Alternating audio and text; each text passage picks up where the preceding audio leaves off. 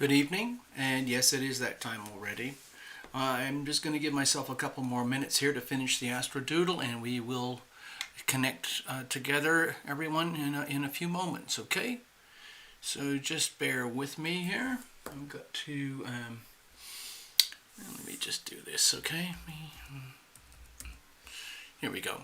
So hang in, chat amongst yourselves.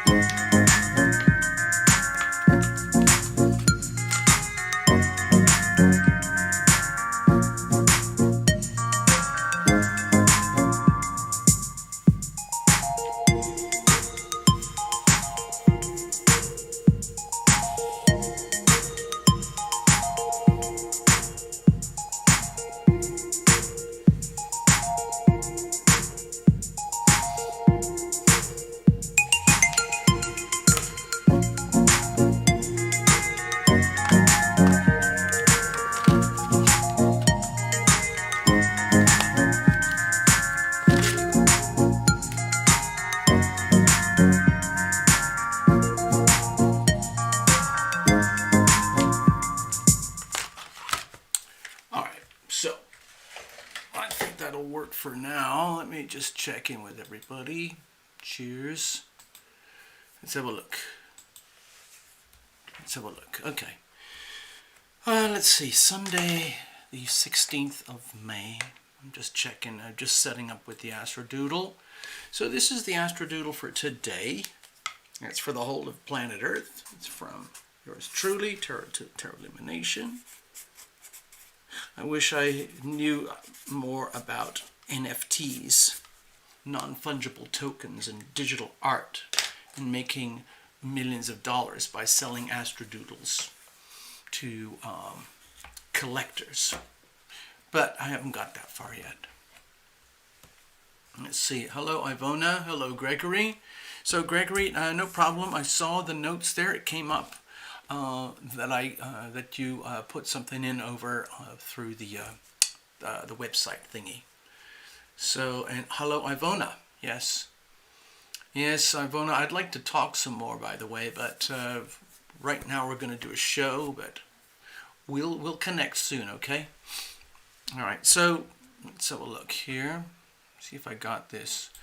So if people want to, you can donate here. Go to terralumination.com and you can see the orange donate button.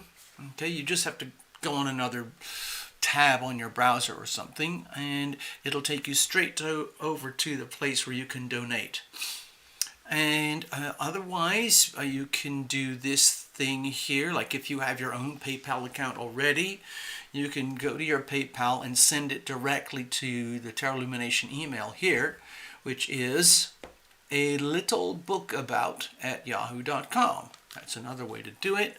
And there is yet another way, and that is when you do the super chat.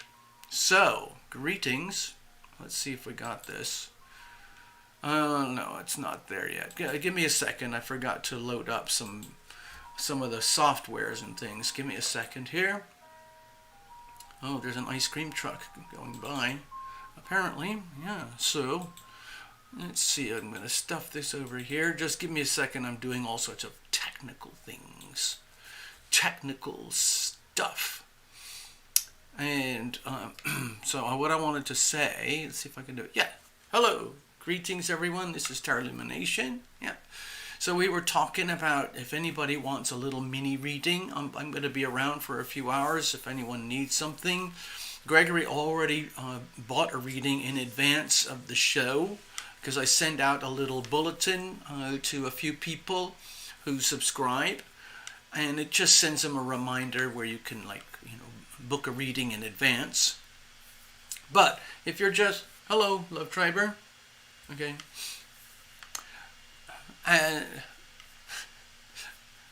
sorry, I'm just seeing the chat. The chat is just starting to come through, so there's about, I guess, a minute delay, or 40 seconds to a minute delay on the show, which is normal. Anyway, so 3 different ways if you want to book a reading. Anyone who's watching, you can go to terralumination.com on a separate tab on your browser or on your phone or something, and you can go through the menu, pull up the donate page, and donate right there. Swipe the card, choose whatever card you're going to do, however you want to do it. Or you can go to, if you have your own PayPal, you can just send it to alittlebookabout@yahoo.com. I'll just show that email in a moment. Or you can do the super chat. The super chat is the one that a lot of people know about. It's where you type in, very close, just underneath where you type in, there's a little button with a $sign in it. That little button, you type that, hit that button, and it opens up the payment processor. And it's for new folks who've never done this kind of thing before. By doing the PayPal way, all the donations come to Terralumination. If you do the super chat, then the platform takes about 30%, which is, I guess fair enough. So, yeah, over here. So if you've got your own PayPal, sure, yeah. Send it directly to alittlebookabout@yahoo.com. So there we go. That's how that works. All right, so let me just check in with folks. Let's see now. A couple of people are arriving. Hello and greetings. Greetings, people. If you've never done this before, if you've never been to Terralumination before, if you've never had a tarot reading, you don't know anything about astrology, well, you're in the right place, because it kind of doesn't really matter whether you know or you don't know. We're always learning here. So I'll come back to this in a minute. I just want to see who's up. Okay, so Love Triber, greetings. Cheers. And let's see, Gregory. Cheers. Ivona over there on the East Coast. Gregory over there in New Mexico right now, I guess. Love Triber's over here in Las Vegas, Nevada. All right, so because we're just starting here, let's just hang out for a little bit, see who shows up. If there's anybody new, you've never done this before, you don't have to be shy. Like last week, or I think it was on Wednesday, we had a new person just subscribed, and her name was Julia. And then I was going to offer a super prize. She was being gifted a reading by Love Triber. And that's a very, very kind gesture. That's like the kind of like pay it forward philosophy. And she just disappeared. And I don't know why. Maybe doing this sort of public weird thing that we do here is a little intimidating. I don't know. I'm sort of used to it because I've been doing it for years now, but, for a first timer, it might be a little intimidating. I understand, because we get quite personal here. When we actually do the readings, you don't really know what's going to show up, especially if we get a blind reading. Sometimes that happens quite a lot. Excuse me, the lighting's kind of strange in here, but we'll do what we can, so please forgive all the wobbliness. Behind me is the image of the famous Tarot Lumination satin silk scarf. If anyone's interested, you can find that at tarotlumination.com. It's expensive, $99.99, but they are handmade, and I could ship it to you directly. So there you go. Also, I mean, I should, you know, if I knew what I was doing, and I was actually an expert at marketing, and I knew how to run a channel properly, you know, we would be selling all the Tarot Lumination merchandise, the hats, the leggings, the jewelry, all those wonderful things. But I pretty much forget. I literally forget, and it never kind of happens. And you know, the channels that I like to watch are mostly to do with money. I don't really watch anything with astrology or tarot or spirituality and things. Occasionally I might stumble on it, but mostly I focus on money because I have to. But those some of the channels that I like, they're very pure, they're very heart-centered, and they're very concerned for the average person, in that these channels that I like, they don't want the average person to be demolished by what is happening in the global financial system. And so I'm learning a lot there too. And because of my focus of attention there, it's personal. Saturn is in Aquarius right now, so that affects me very personally when it comes to do with money. So I can't really help it. So I'm learning a tremendous amount about money, and there's a lot that I could share, but it's not in a conventional way because I'm not a multi-millionaire success story where I can preach from walking the talk. But I know an awful lot about what doesn't work. So if anybody wants to get on with that subject, we can go there too. But also another thing about the channels that I like, most of them have like 250,000, 500,000 subscribers, because money is such an important subject for so many people, including myself, probably for all of you too. And if you haven't noticed it yet, I'm just going to let you know there's a vast evolutionary change in the global financial system for the whole of humanity. It's happening now as we speak. It's been simmering and, let's say, fermenting and germinating for the last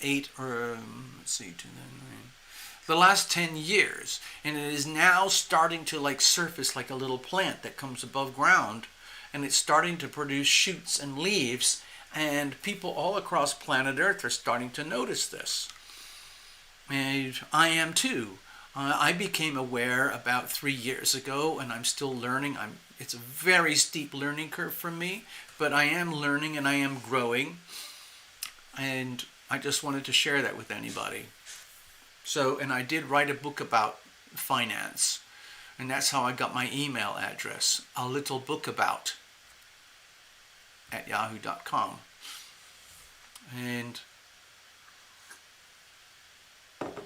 I feel very lucky because I'm going to a party here in Las Vegas with one of the most amazing financial channels that exists. And it's just because he's based here in Las Vegas, and I am too, and so is Love Triber. So we're going to go. And all I have to do is bring a bottle of whiskey, and everything else is there. Music, swimming pool, food, music, all of that. So I'm going to bring my camera in case they let me do a live stream. That would be fun. Anyway, so let's see. Who's out there? Gregory, hello. I got yours already. Love Triber, hello. And Ivona, greetings. Who else is out? Who else is there? Come on, don't be shy. Okay. So, on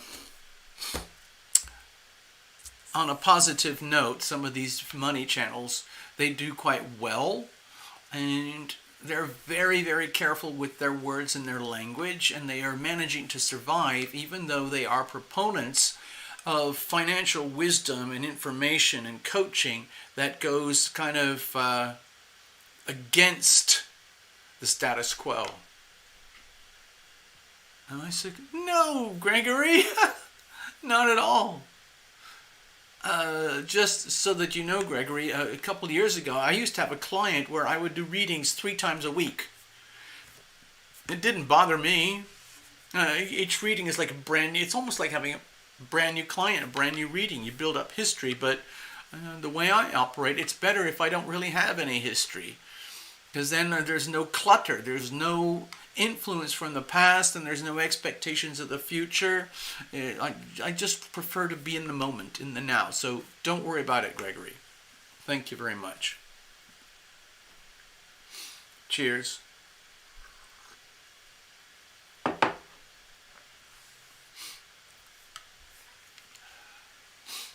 All right. No, I'm not sick of it. And so there's one channel that on the money front that I really, really like. And he's a fellow from England. Hello, Maria. I see you. Maria is over there in Arkansas. Gregory is there in New Mexico. Love Tribers in Nevada. Ivona, I think you're in, is it Pennsylvania or New Jersey? Please remind us. So it's still early. I did a lot of homework on my channel over the last few days to see if there's anything I can do to improve it. And sadly, there's not much I can do because the way the algorithm works here with this platform, it is what it is. So we're kind of operating on fumes. But then again, you know, I can only handle about 4, 5, or 6 readings a night anyway. So, you know, things used to be quite different. As you know, I used to do a lot of, you know, a lot of free readings every month, and of course people love that. But that was back in the day. YouTube has changed dramatically since then, and I've changed dramatically. I've grown. They've grown. Everyone's growing and evolving, and we're learning from each other. And even though I'm perfectly well aware of everything that's not working on this channel, I still don't have any master plan on how to fix it and get around it. There are things that I can do. I know about restreaming services where I could connect. Let's say what I'm doing here right now, I could connect it to a restream service and it'll send it out to Brighteon and Rumble and Instagram and Facebook and Foxhole and Twitch and a few other places where it all kind of links up, and that's great. I just haven't got around to it, and the few times that I have tried it, there's no comparison to dear sweet YouTube. As much as we have problems here, YouTube is still freaking amazing for what it is. Okay? Anyway, let's have a look. Hold on. Okay. All right. Okay. Just a question. Are there any newbies out there? Newbies. People who've never done this before. You're just trolling around the internet and you thought, oh, what's that?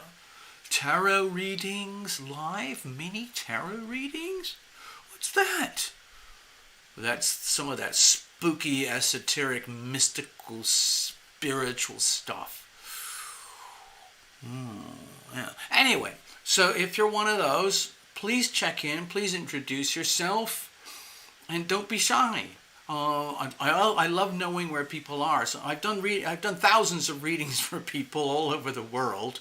A lot of it in the United States, but also other places all across the world.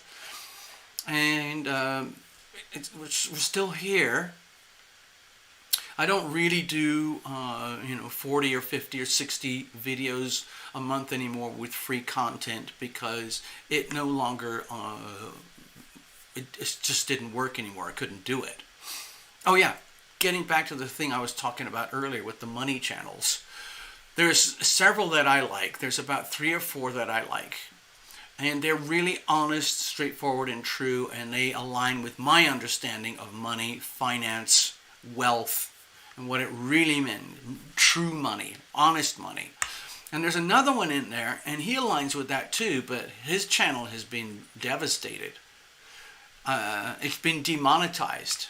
And he's harmless. In fact, he's educational. He's a really good fellow, and he provides really good content. But he was targeted by,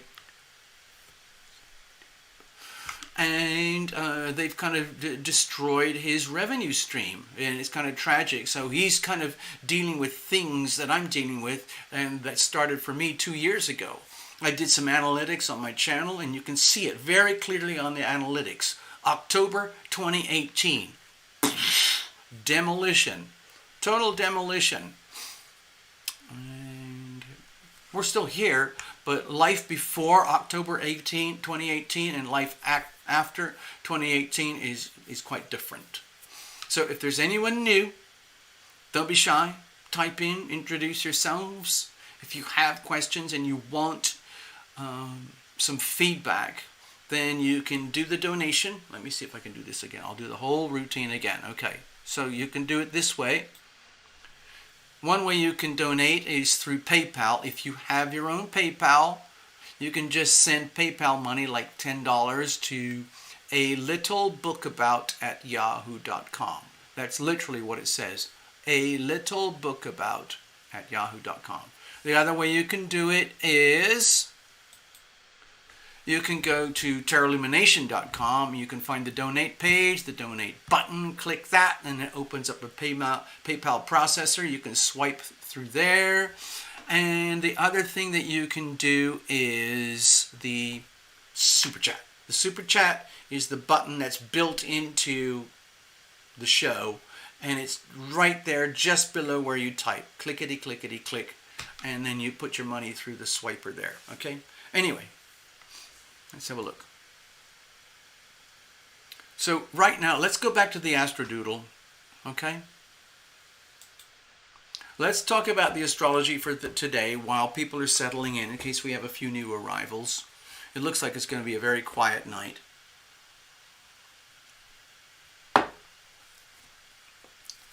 Frankly, that doesn't surprise me. It's been very mellow over here. What's happened recently, I'll give you kind of an update. For the last, let's see, how many months? So January, February, March, April, May, June. For the last 6 months, we've been dealing with Jupiter in Aquarius, okay? Along with Saturn in Aquarius. And that's been in a very hard, stressful alignment with Uranus in Taurus, and recently the Sun in Taurus, and recently Venus and Mercury in Taurus, and the Moon in Taurus, okay? So there was a lot of pressure build up over the last few weeks, okay? Very, very, very stressful alignments. A lot of it was to do with the value systems of humanity and what is working for we the people as opposed to what is working for the oligarchs, for the elite, for the cabal, for the New World Order and all of that, because that's a whole different ball game. And the world is being shaken up. Planet Earth is being shaken up. Humanity is being shaken up. And what we are being invited to do is have a good look at ourselves as a species, as a population, not just, Americans or Nigerian or, Guatemalan or Argentina. We're talking about the whole of planet Earth. We're talking about humanity, okay? The 11th house, Aquarius energy. Saturn is cruising through the 11th house. We still have another year, a year and a half to go for Saturn. Jupiter's already whizzed through Aquarius, and it's bouncing into Pisces, and it's going to bounce back into Aquarius. And so, I don't know about you, but I felt a big change when Jupiter started going over the cusp here. Okay, I'll see if I can point it out carefully. Right here, the tip of the pen, that was like 29 degrees Jupiter in Aquarius. Over here, this is 0 degrees Jupiter in Pisces, and over here, in a few days, it'll be 1 degree in Pisces.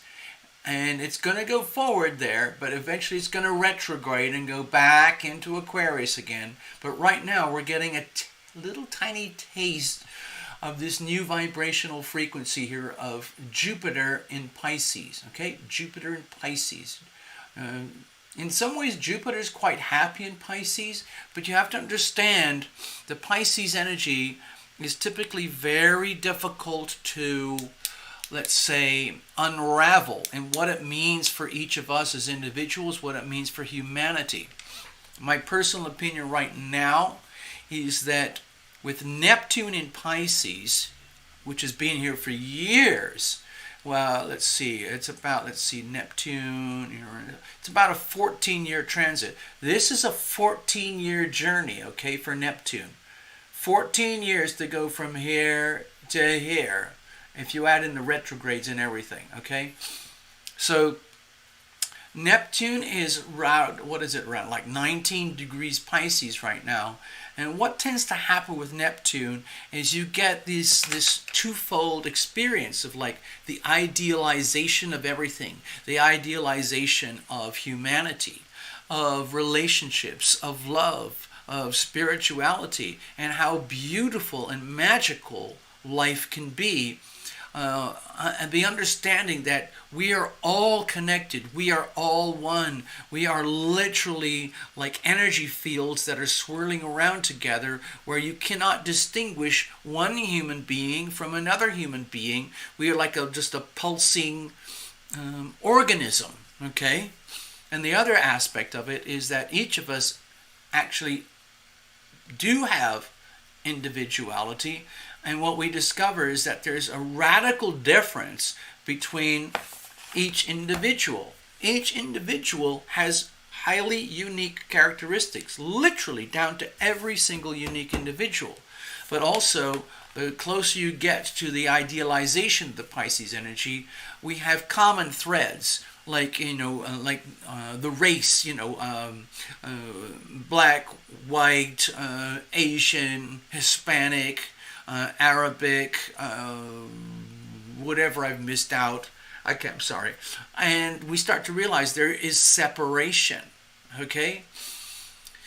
And then you can go deeper and deeper. You can go into the world of white people, and you like there's the two aspects. There's like white trash, and then there's white power.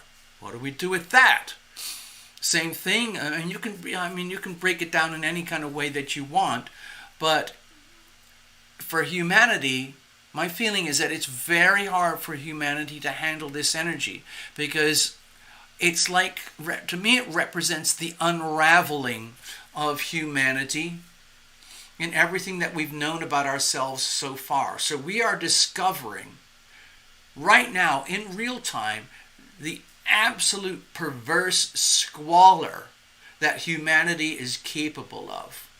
All the people at the top of the cabal and so on, who are part of these cults that are to do with, exploiting children and taking the blood of children and so on, and being completely devoid of humanity, devoid of soul energy, and completely immersed in I would say, gratification to the point of perversion.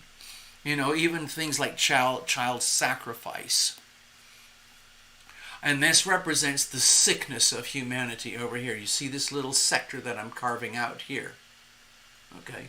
All the sickness, the disease, the perversion, the squalor, the filth, the tragedy, the pain, the suffering of humanity, especially how humanity treats humanity, especially how a handful of elites treat the masses, okay? And it is, I would like to use the word evil, okay? But in some ways the word evil, it doesn't really say it all because my feeling is that evil is the absence of love.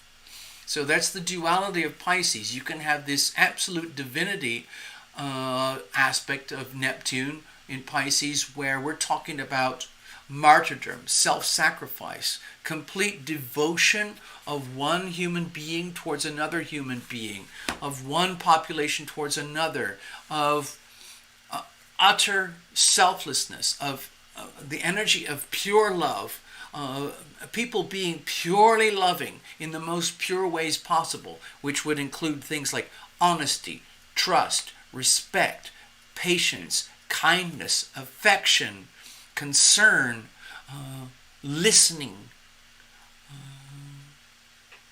stewardship, responsibility. All these beautiful energies, when combined together, that could be very healthy, positive, beautiful expressions of the Neptune in Pisces.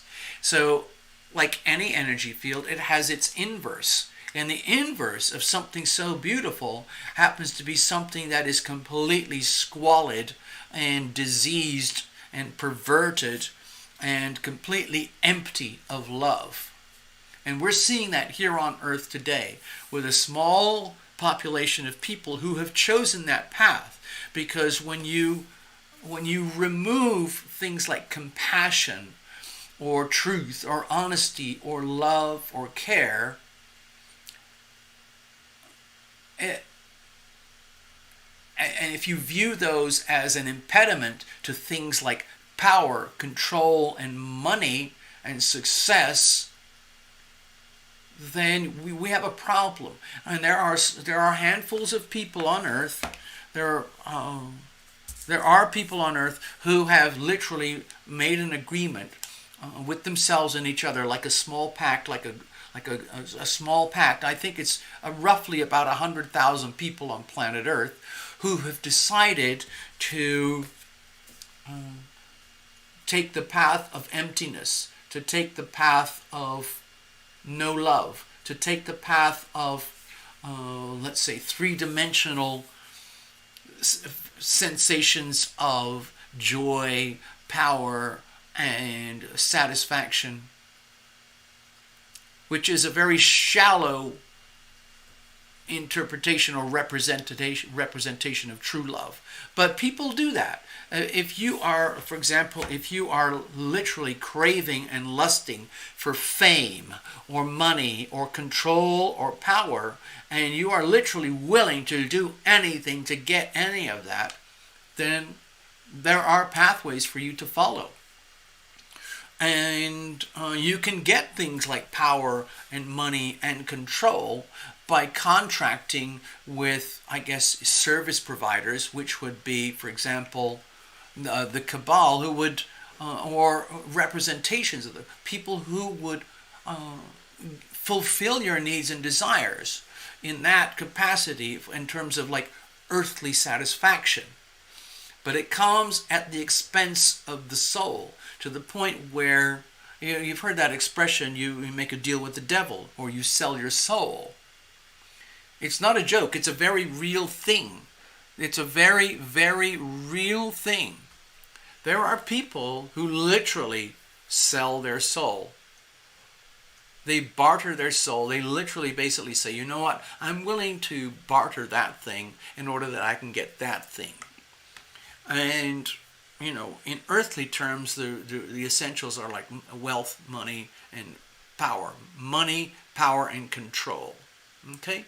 And, for example, fame, because fame can, let's say, provide access to all of those things. And so, there are people who were born, they made pacts, like I would say, before they were born. In some ways, this is going to sound very strange, what I'm going to say right now, but it might seem very strange, but there are people who literally, how can you say it, manifested in a lifetime in order to provide contrast for the rest of us to understand. You could look at people like Hitler, or some of the sadistic murderers and psychopaths, or the rulers and leaders in medieval times, who found ways to attain massive power and wealth and control over their earthly domain. But they did it through means and practices that defiled humanity and stripped the masses, Pluto here, the masses, stripped the mob of things that are highly valuable. And then you question what is good, what is evil. And classic examples would be like the big mega corporations like GOOGLE and YOUTUBE and FACEBOOK and TWITTER and a bunch of others in that realm, where they present you this beautiful package which is very fun and enjoyable and very seductive and useful to billions of people on Earth, literally billions. But that's just bait, because what they're actually doing is they're farming you. They're actually extracting wealth out of you, and they enrich themselves. And it's beautiful. It's done through, I would say, deception. Like, if you really knew what was going on, would you actually participate? Anyway, so we've been dealing with this for a long time. What is happening right now is we're on the cusp of Jupiter in Pisces, okay? And it's a very different energy. You might feel as though the pressure has diminished a little bit, but the sense of confusion and almost like delirium and lack of a compass starts to become amplified. Like, what the hell is going on? Where am I? Where am I going? Jupiter in Pisces is going to expand like a magnifying glass anything and everything Piscean. For example, anything and everything about the shadowy side of Piscean energy is going to be exposed. You've got to reveal it to heal it. And I believe that is happening right now on planet Earth. I believe that the masses, okay, the mob of humanity, 7.5 billion people, are starting to realize the sheer scale of perversion that is being, let's say, exploited by the elite, the cabal. It's starting to happen, and it's happening on a global scale. It isn't just a handful of like quirky oddballs like us over here at Terra Lumination or on some of the esoteric channels or the conspiracy theory channels. It's happening on a global scale. I think there are millions, if not hundreds of millions of people who are now starting to question humanity and the people at the very top of the pyramid of power, money, and control. Over here, okay, representing the cabal, and so we're getting this. To me, it looks. Sorry, excuse me. To me, it feels like this very subtle, slow unveiling of like humanity is realizing, like, my God, we are all one. We really are all one thing. Like, each one of us is a component of an organism. The organism is humanity, and each one of us are like cells, literally cells or structures that compose humanity.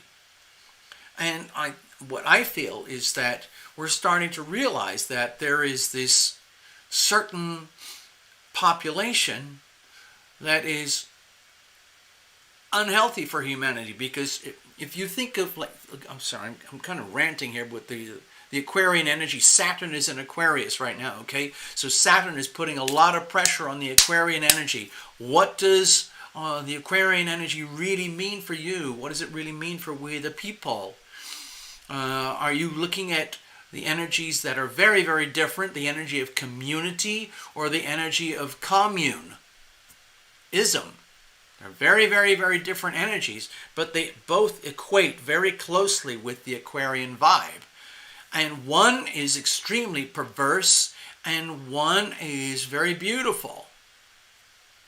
But can you tell the difference? The way things are being presented to you through the mass media, through the tools and levers and controls, especially the media, that is owned and operated by, you know who, the CABAL, the NWO, the I'm scared to use certain words. Sorry. Anyway, sorry, I've been ranting here a little bit. I can't help it. I'm sorry. Anyway, it looks like we're going to have an extremely quiet night. We have one reading lined up. Thank you, Gregory. So, okay, so give me a second here. Good. Sorry, I keep pressing a whole bunch of wrong buttons. Pardon me. Let me go back to the stage for a second. I just want to finish my rant here a little bit. So, this is happening right now. Jupiter is at 0 degrees Pisces, and it's a very different energy. It's a very soft, gentle, beautiful energy. The Jupiter is going to expand that. I think humanity is going to understand some of the wonders and the beauty that we have here as humanity. Like, we are incredible things when you think of it in terms of the solar system, in terms of the universe.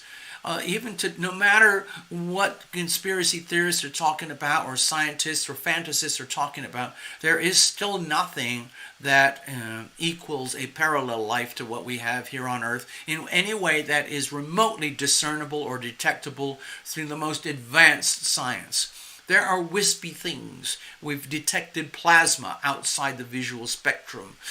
We have detected, let's say, sounds and visual things like amazing, perhaps certain types of spacecraft that don't seem to fit the laws of physics.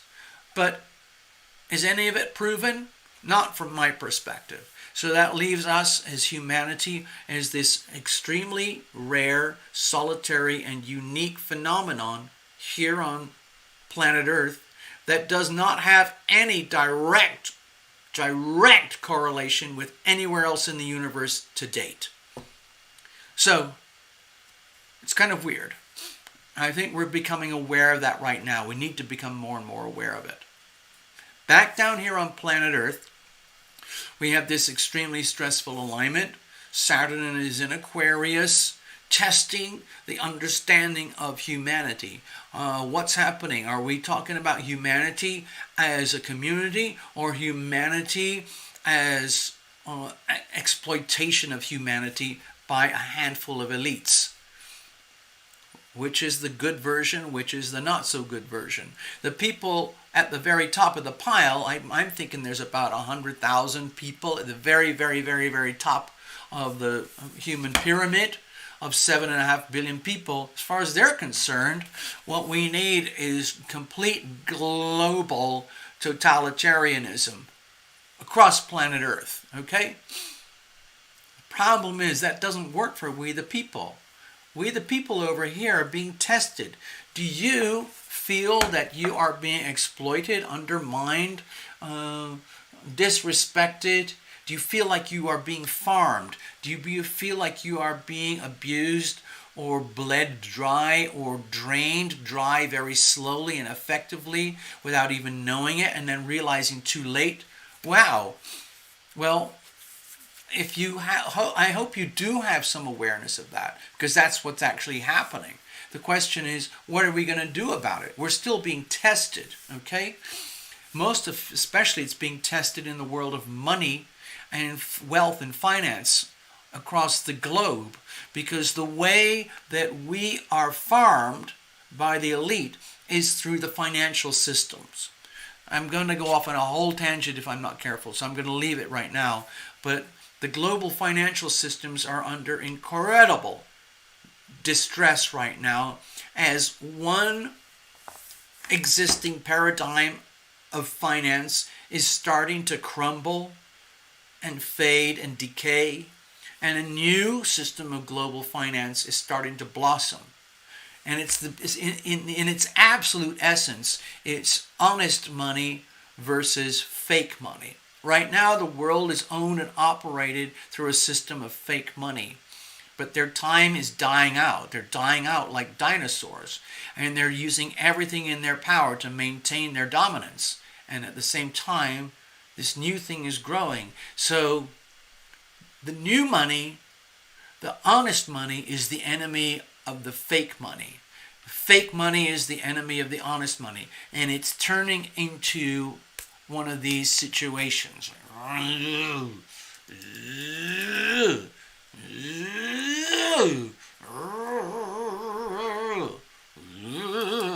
That's where it's headed right now.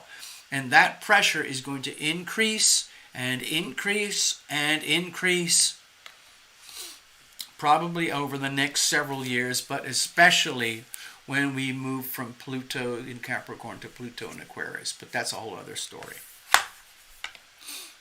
Right now, tonight, the moon is in Cancer, so you might be feeling soft and moody and quiet and insular and just wanting to hibernate, okay? To be protective of who you are, what you have, where you have it, in the home, the family, and the environment, with your current belief systems. Just like wanting to, literally, like what crabs do, they just close up and they protect themselves from the danger. The moon is directly opposite Pluto, okay? So it might be that deep inside of us, at a level that we cannot describe or even put into language, we as humanity are realizing the terror of what's going on between the NWO and the rest of humanity. You might not be able to have any language for it. You might not be able to detect it or converse about it like the way we do on this channel, but it's still there, and you would feel it at the very pit of your soul as fear, something to be feared, something very powerful, extremely powerful, very self-interested in itself, against we the people. The moon represents, people, like group emotion. Anyway, all right, so it looks like we've only got one reading, so I'm going to just do that and then we'll wrap it up. Okay, let's go Mr. Ross over here. Sorry, I got to get this set up. Cheers.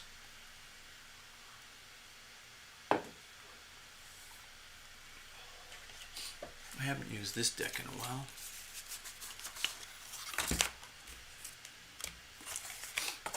Oh, did I show you my business cards? Hey, look at this. I forgot. I made these a while ago, but I've never used them. Look. Aren't they cute?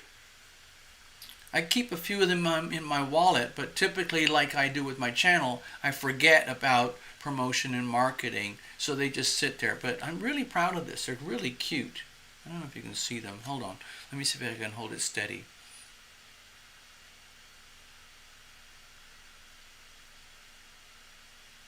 Not too bad, huh? Anyway. So, Mr. Ross, here we go. No, I don't have a problem reading for you.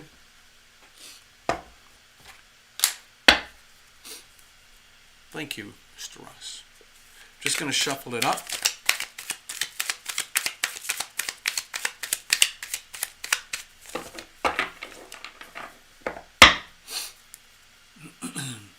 So make yourselves comfortable.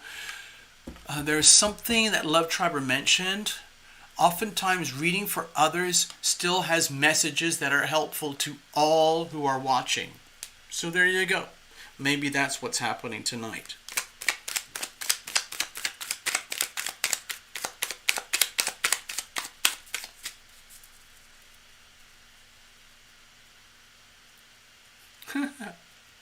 I see the notes there. I see the notes popping up on the screen. Excuse me. No jumper. I don't do jumpers and things like that. Oh yes, I remember. I know what you're talking about, Gregory.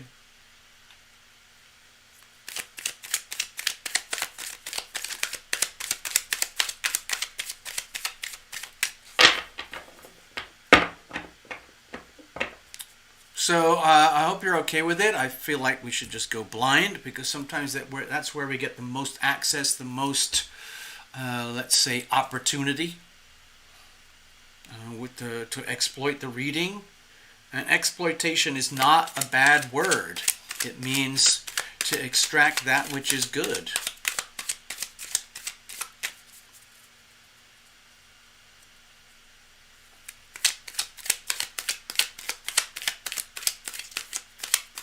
Excellent. Thank you, Gregory. All right, cards are well shuffled. Let's just dive in and see what we've got here. Cheers.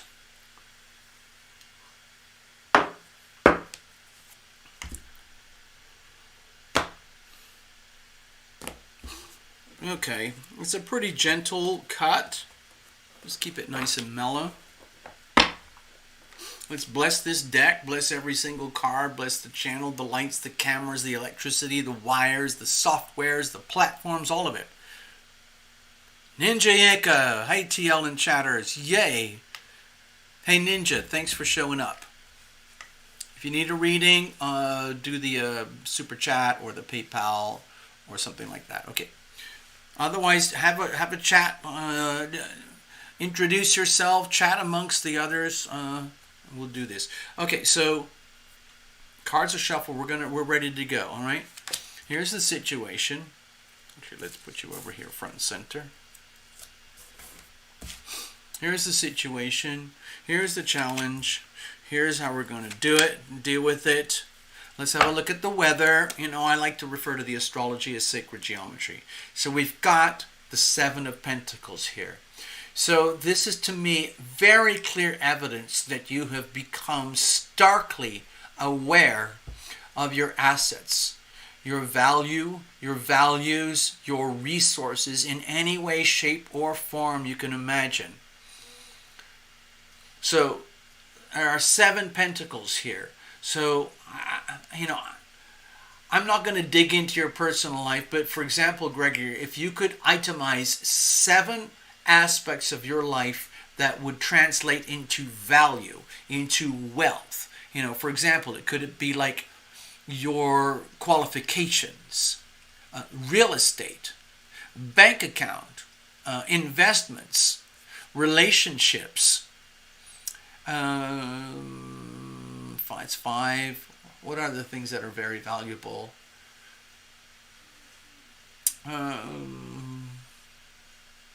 Knowledge and communications. Put that all together, okay?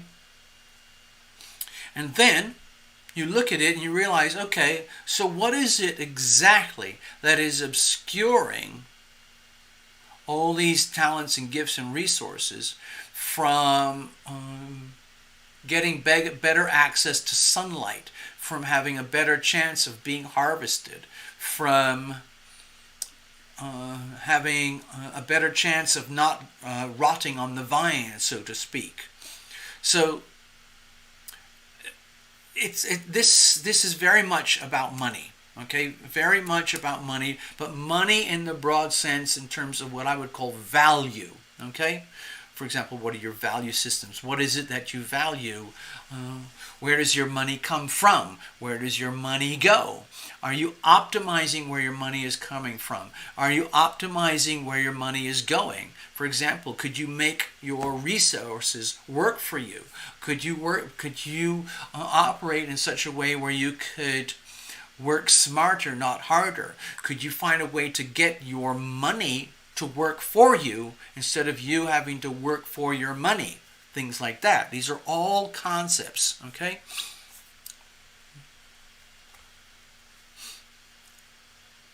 Hold on, I just saw something on the screen. Hello, Ninja. Thank you so much. I'll follow up. Let me work with Gregory here. I'll catch up with you soon. Thank you, Ninja, all right? So, Gregory, this feels like it's a follow-up from the last reading. It's very much to do with money, but we're going deeper. We're going into like a self-examination here. We're literally going into the weeds here, all right? And that's a good thing. That's literally just like deciding, okay, like a gardening project. So over here, you got to reveal it to heal it. So let's look at the Jupiter in Pisces at 0 degrees and the Neptune at Pisces at about 19 or 20 degrees, where you have a chance to find out everything that is not working, everything that is moldy or diseased or decayed or that's just been sitting idle, not cleaned up, and it just becomes a hindrance for anything and anything else to grow. So I know, some people don't like this card, but I see this as a golden opportunity to, like, if you look at your finances and look at it as a gardening project. Okay, so it's time to do the weeding. It's time to sort out the garden, really clear things up, clear out the weeds, find out where your 7 most valuable talents, gifts, and resources lie. What do they look like? Can you name each one of them? It would really, really help if you could name the top 7 talents, gifts, resources, money, savings, investments, whatever it is that you have, clients, anything that translates into money and value. Name them, and then find out. Let's find out what is obscuring their optimization. Okay, let's have a look. What's the situation here? Okay, with the Knight of Swords, this looks like a very powerful determination that you're going to figure this stuff out one way or another. And it does require brain power. It does require setting a certain time aside, like 5 days a week, every day. You're going to set aside 15, 20 minutes to gardening. Gardening of your finances. That could be anything from clearing the weeds, going through paperwork, going through agreements, going through accounts, going through contractual or technical arrangements with service providers like bankers, lenders, credit card companies, utility bills, whatever it is, going through all of it, just going through everything, like as part of an extended cleanup campaign. This is please don't look at this as a rush to clean it up. Look at this as a determination to clean it up. If you try to rush the cleanup campaign, you'll just end up with some mediocre results. So when I see the Knight of Swords here, the way it feels to me is like you make a deal with yourself. The situation right now is it's time to make a deal with yourself that you are going to systematically, methodically, intellectually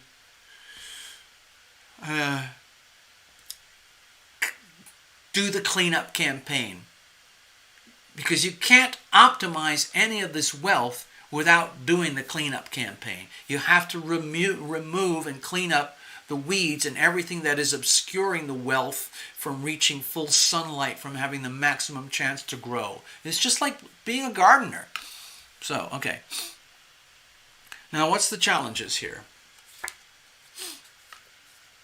Okay, so with the 8 of Cups, to me it feels like it's very, very soft, very, very gentle, kind of very tender challenge. And it's almost like, Lumination, are you telling me that, I can't lounge like when I normally have that 20 minutes or 30 minutes a day where I could be lounging or just daydreaming or having a snack or having a beverage or just enjoying life? Cheers, by the way. And there are so many things that I love to do. Things that I love to do. You could almost call them indulgences. Like I like to hang out with friends or with pets or doing my activities. Things that I love to do. And the way what I'm sensing is like, does that mean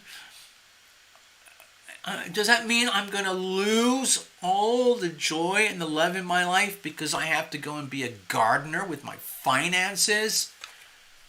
I mean, it's understandable because truthfully, from what I've witnessed in life, many people, a lot of people will do anything to avoid dealing with their personal finances because it can be so hard to understand.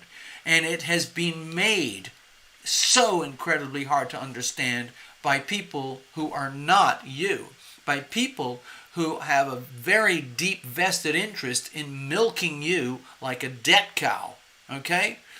So the very last thing they want is for you to do your own gardening and sort your finances out so that you are no longer a debt cow, you are no longer a servant of the CABAL or the NWO or the FED. And so, yeah, it's a little bit sad. It's a little bit frustrating. Like, there's aspects of my life that I love already. But to do the things that you're talking about, Terra Lumination, you're telling me, and I know I have to do it. I know it. I understand I have to do it, and I am going to do it. But the reality is, to do it, it means I'm going to have to literally kind of self-sacrifice. I'm going to have to sacrifice even just a few minutes. Even just a few minutes, 20 minutes, 8 or 80 minutes a day, 8 or 18 or 80 minutes a day to doing the gardening. It's just like, damn it.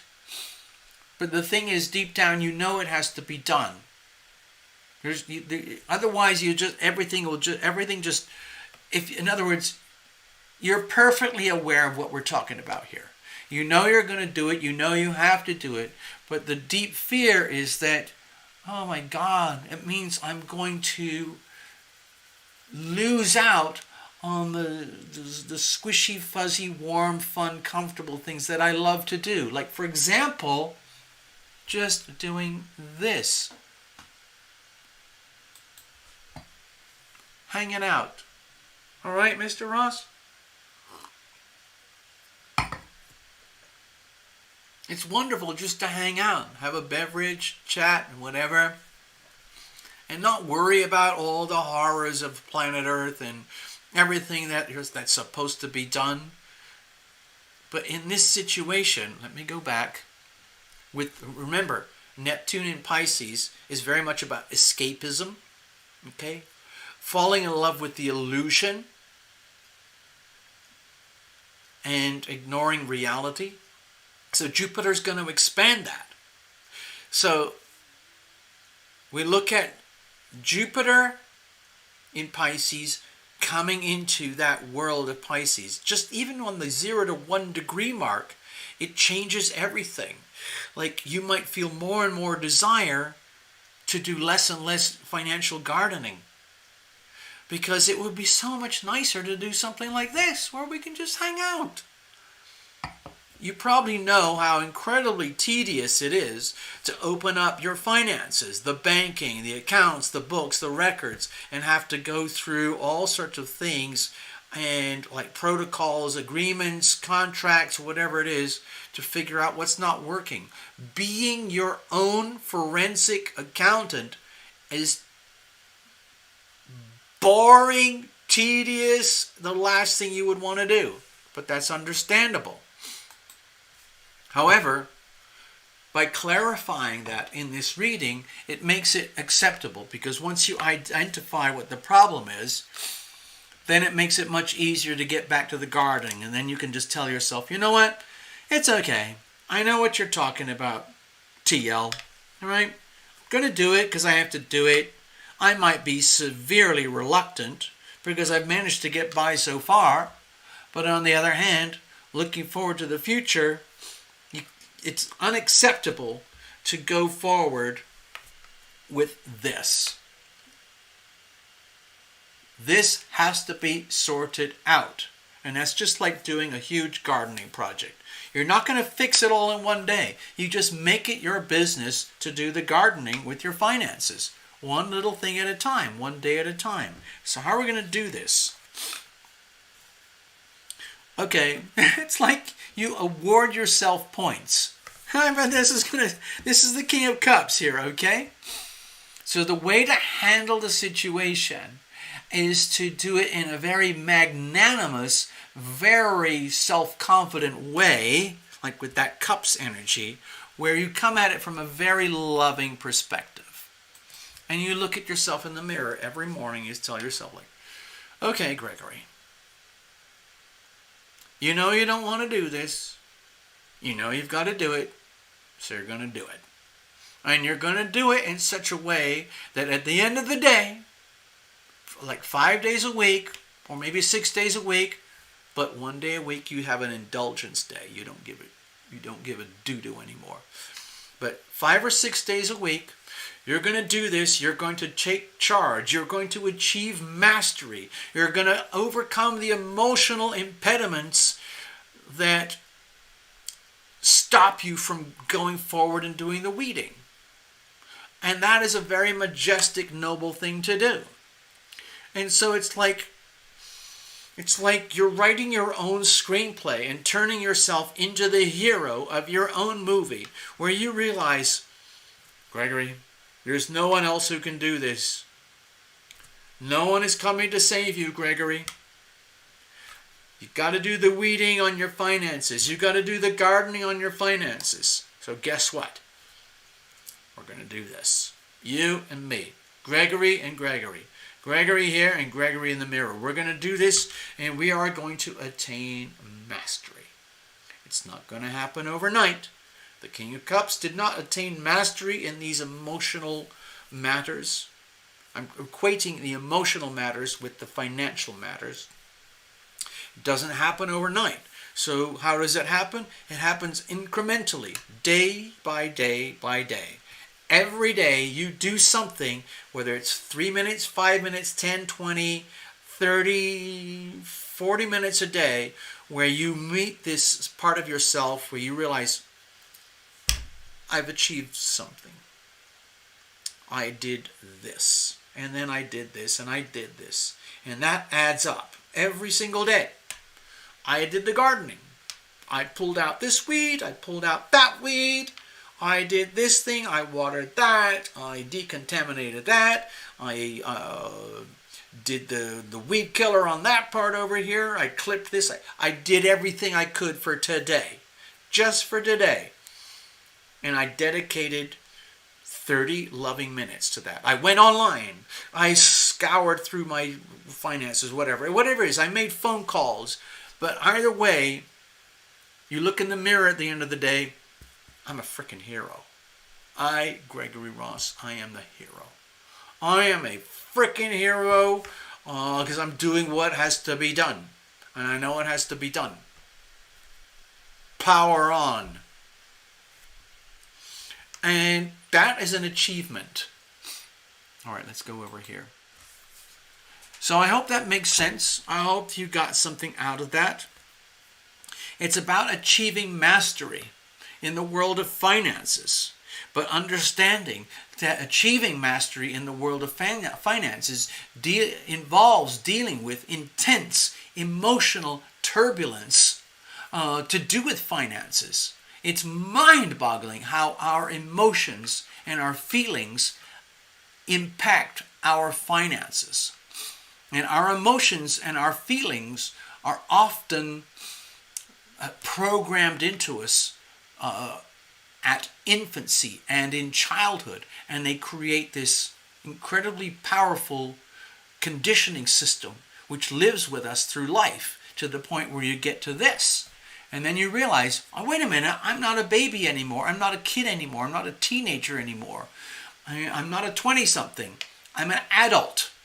I have to take care of this stuff.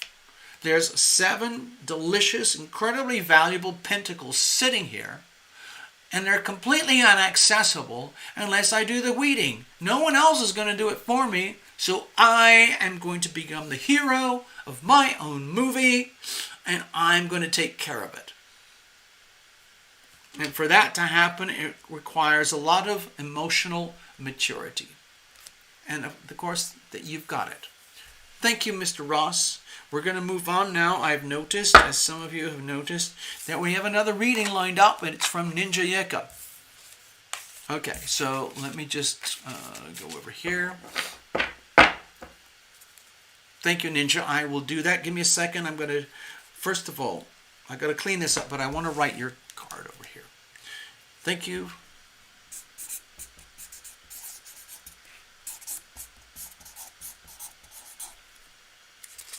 Next up is Ninja Yeka. I can probably handle 1 or 2 more readings if anyone's interested. If it ends up as a quiet night, then so be it. I just have to do something myself. Stay there. Bear with me, folks, while I just do my own little housekeeping over here. Doopy doopy doo. Yeah, I got that from... well, let me just check this one. Okay. That's it. Ninja Yika says, it says here, I'm going to read from the notes, okay? From Hika Bomhoff. It says, Hi TL, thank you for what you bring into the light. I hope this is a little encouragement to keep doing what you feel the need for to do. With heart, warm greetings, Ninja Yika, that's me, and my invisible friends keep cheering you on. Wow, that's that's beautiful. Yeah, I can do that. Thank you. Hello, Path. Good evening. Hello, Heather. Good evening. So, Ninja Yika, thank you so much. All right. Cheers.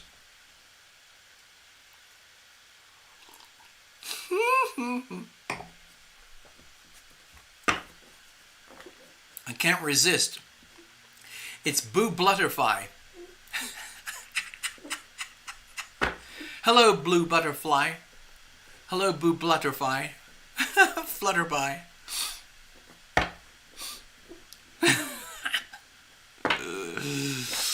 All right, Ninja. We're going to go totally blind. I hope you don't mind. Ooh, that's poetry. Did you hear that? Did you hear that one? We're going to go blind. I hope you don't mind. That's regarding your reading. Yes, everyone, introduce yourselves. Say hello to each other. This is what we seem to do here. We have this little tiny boutique-y thing that we do. Good evening, Heather, over there in the West Coast, up there in Canada, British Columbia. Path Traveler over there in Kentucky. Boo Blutterfly, where are you? I forgot. Gregory Ross is over there in Santa Fe. Heather is up there in the, I think, you're fairly close to the mountains up there in British Columbia, aren't you? I think I said that. And where's Ivona? I'm not sure if Ivona is still here. Love Triber's over in Nevada. Okay. Gregory's in Santa Fe, New Mexico. Ivona, it's Pennsylvania or New Jersey. I can't remember. Anyway, let's keep going. Okay. Ninja. Ninja, right now, if you don't mind, I don't want to know. I don't want to know anything about your natal chart, your sun, your moon, or rising, okay? Boo Blutterfly. Boo Blutterfly is over in Quebec. Québécois. Tu es Québécois. Canadienne. Oh, I'm not really. But my mom is French-Canadian. My mom passed away already. A wonderful woman, bless her, in her own way. But yeah. So, Ninja. Honestly, Ninja, I don't think we've ever worked together before. So from my perspective, if you don't mind, I'd like to go blind if you don't mind. Okay? Don't worry about your sun sign, your moon, your year of the horse. Don't worry about your Saturn return, and don't worry about any of it. We're just gonna go. Okay. Yeah, Vancouver. Damn. Yeah. Heather. I know, Heather, you have a lot of rain and fog in the winter. Okay. They call it Raincouver. Okay, but rain is the source of life. I mean, over in Nevada, there is no rain. I've been living here a year now, and I think I might have collected 1 cupful of rain in all that time. It's a desert. It's an absolute bone-dry desert.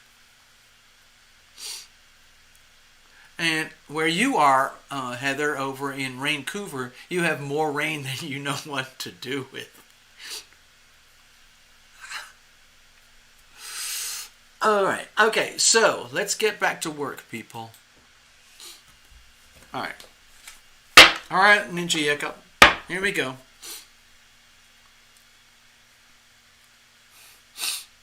Yeah. Calm down, Ninja. Hold on. Let me just check up with something. I want to see something about Ninja. And actually, you know what? Before I dive into the reading itself, Manchester. Oh, I was just going to ask you. I just wanted to know. Manchester. Okay, so Ninja.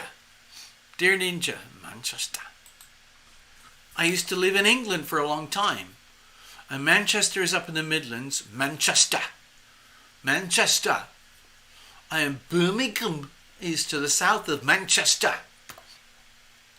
And when I lived in England, what I realized and what I learned is that the British people and the Irish and the Scots and the Welsh are very conscientious about their accents, their regional accents. It's like if you live in London, you can tell what part of London someone comes from by their accent. Same thing with Newcastle or Edinburgh. Okay, it's like that, okay? So, Manchester. I know, I think they call Manchester the second city because Manchester is a very, when I lived there, Manchester was like a thriving metropolis. It wasn't London, but it's Manchester. And Manchester was, to me, it felt like it had the reputation of hardcore working class and middle class people who were, doing everything they could the best they can. You might not have been born with blue blood or royalty or anything, but you work hard and you do what has to get done. Okay?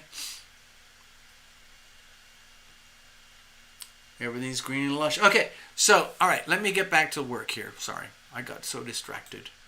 I'm going to blame it on Jupiter in Pisces. Going all over the place. Big time. Jupiter in Pisces.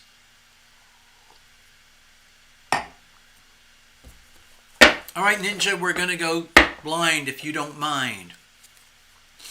Here we go. Let's have a look. Bless this deck. Bless every single card. Thank you very much. Over there in Manchester. So, wow. Hold on a minute. If you're in Manchester, it must be like 2 or 3 o'clock in the morning. 2 or 3 o'clock in the morning, roughly.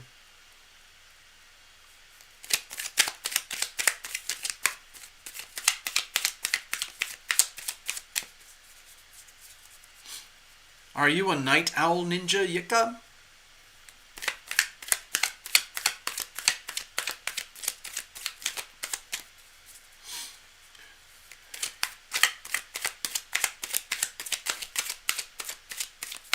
All right, the deck is nice and crispy, clean and clear.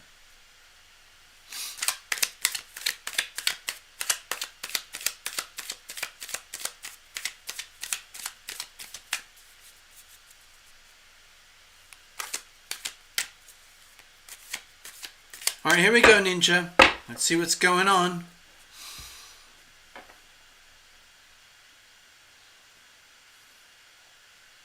Hey, Ninja. I'm picking up something over here. I would love to have confirmation or something. I know you're not original British. I can tell that already. Origin is Dutch, Netherlands, Holland. I figured that out already. Ninja.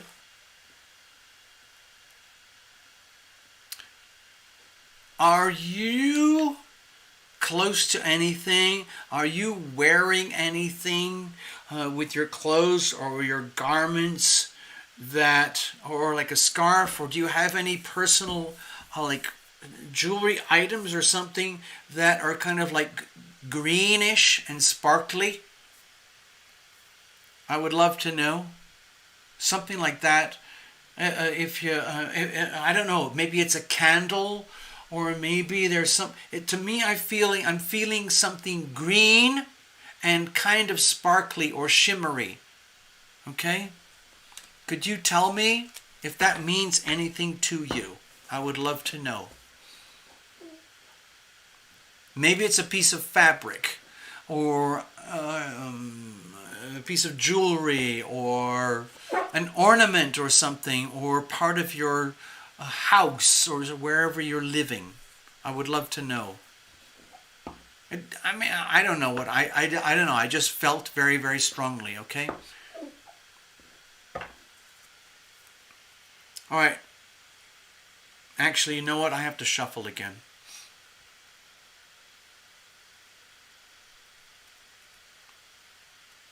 Yeah, Holland and Netherlands is very different from England.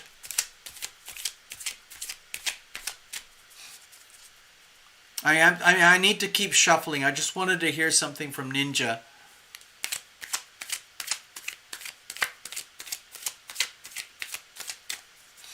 Night moon owl, I get it.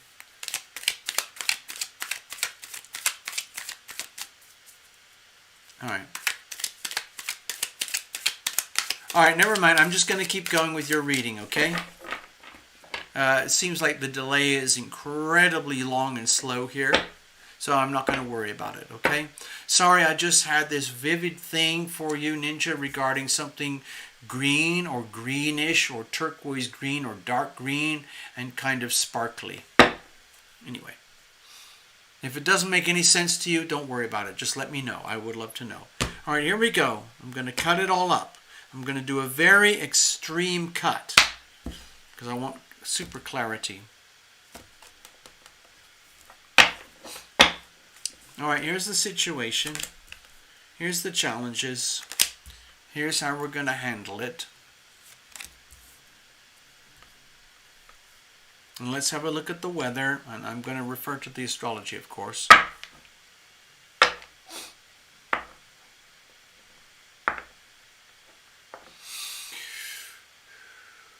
Okay, we got the sun card.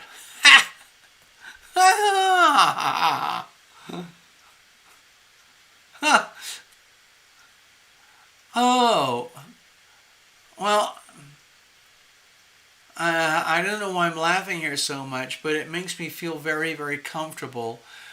Ninja, it makes me feel like the sun card is here as kind of a reminder for you, to you, in a very, very, like a big, warm, huggy kind of way. It's like, okay, this is going to sound, Dear Ninja Yeka, when I see the sun card here for you in this reading,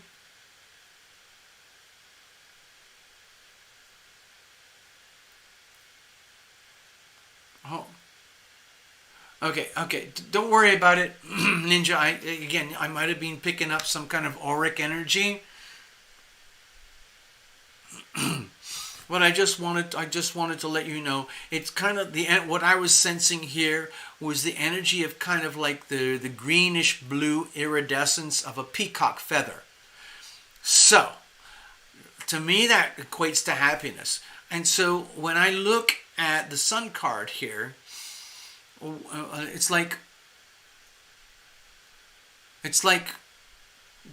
feels like it's a message. It's a very big, important, but very, very simple message for you, Ninja, to understand. Like, you are the right person with yourself right now, in the right place, for the right reason, with the right people, doing and being and living the right way for the right purposes, okay?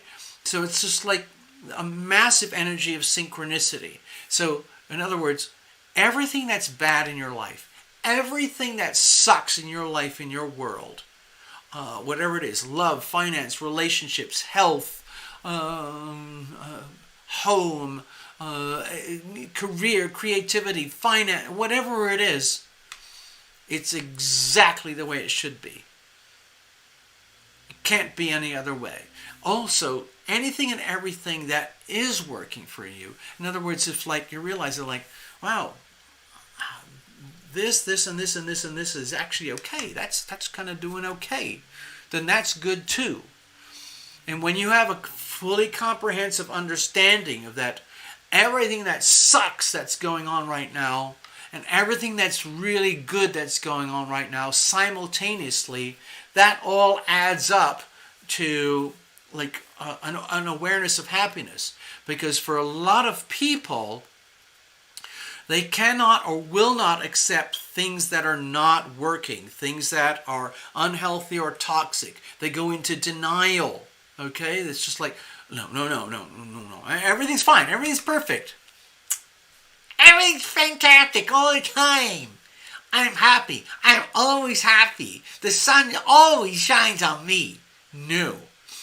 So when I see this for you, the sun for you, Ninja, it's like this pure acceptance that everything that's wrong with planet Earth right now, everything that's wrong in your life, health, disease, friends, family, finances, all of that, it's perfect.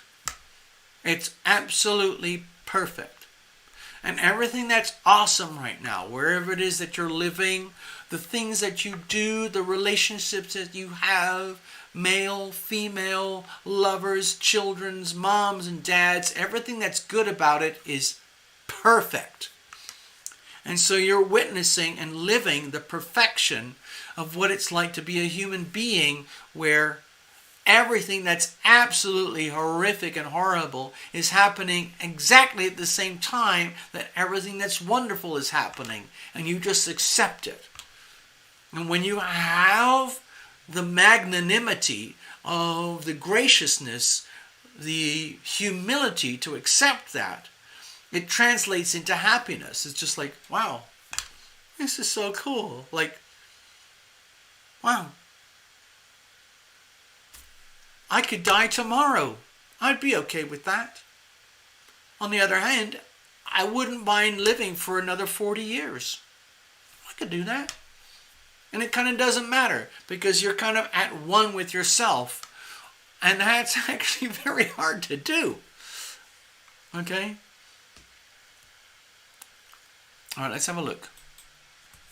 So right now, to me, okay, it's almost like it's not even worth looking at the astrology right now.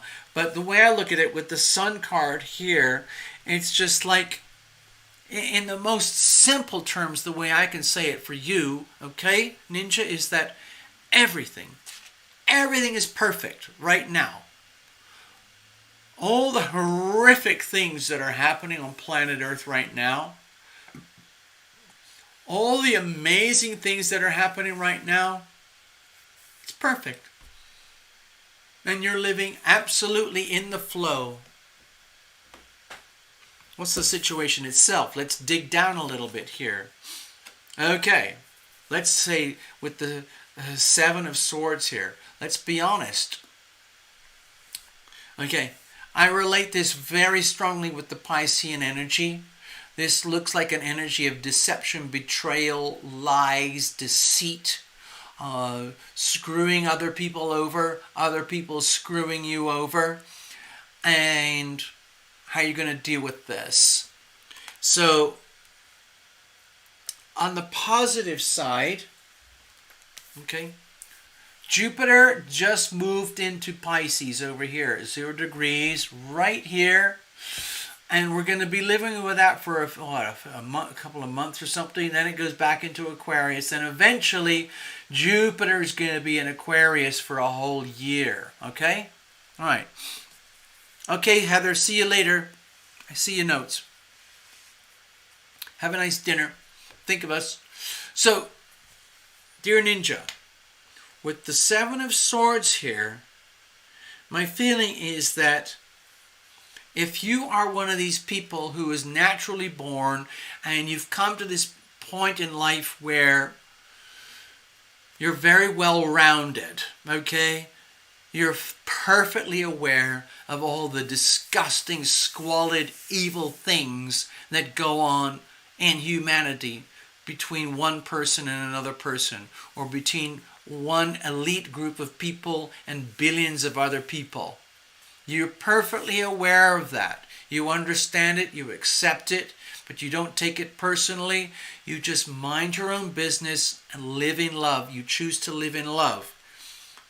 But with the Seven of Swords here, my feeling is that you are realizing, Ninja, you are realizing that in some ways you are extremely vulnerable to exploitation. Okay? In other words, if you are very naturally good-natured, naturally loving, naturally caring, naturally compassionate, naturally responsible, naturally patient, considerate, thoughtful, compassionate, all those good things, that's wonderful. That's absolutely wonderful. But you have to understand, from the perspective of a predator, you are like a piece of raw meat, like a beautiful filet mignon, like a beautiful sirloin steak that is ready to be devoured, okay? If you're not careful, okay? So, with the Seven of Swords here, this is my I just gave you my interpretation. My feeling is that it's important for you, Ninja, to realize that you are extremely vulnerable to exploitation right now. Especially if you are kind and loving and considerate and compassionate and patient. Because predators look for that. That's what they look for. Okay, now what's the problem here? What's the challenges? In some ways, the challenge is your innocence. Okay? It's like every day, you, Ninja, you wake up with a solid determination. I'm going to be the most awesome person I can be today. It might not be amazing. I might not be the next world global multi-billionaire or the next prime minister or the next supermodel or the next superstar. It doesn't really matter. But I'm going to still be the best person I can be for the day, one day at a time. And that's great. But the problem is there's only so much that you can do. And you might have this deep fear, this deep down fear that like it almost doesn't matter how much I do or whatever I do to stay in alignment with truth, honesty, reality, universal truth, not subjective truth. It's almost like it's like the fear is, it's like something you can't talk about. Like, it's almost like if I, Ninja, actually admit to myself and talk to myself how courageous I feel and how much good that I want to do and how well intended I am, if I'm really honest with myself about that, I have to admit that you're right, Tarot Illumination. I am extremely vulnerable. Okay? And then you realize, like, it's not enough to just be courageous and innocent and well-intended. It's almost like this is a huge wake-up call. You have to realize that it's not enough just to be a good person. It's not enough to be happy. You have to be aware that your happiness, your goodness, is like steak, meat, beef, shrimp, scampi, delicious, the most valuable, delicious meat to predators. And Like you could go on and live your life. You could have all the best of intentions. Like, I'm going to be the best person. I'm going to do everything for the humanity, for the environment, for the weather, for climate, for banking, for resources, for love, for friends, for family. I'm naturally programmed to be a good person. I am always loving. I am always loved. And that's the problem. You're coming in from a degree of innocence here. And this degree of innocence makes you very vulnerable.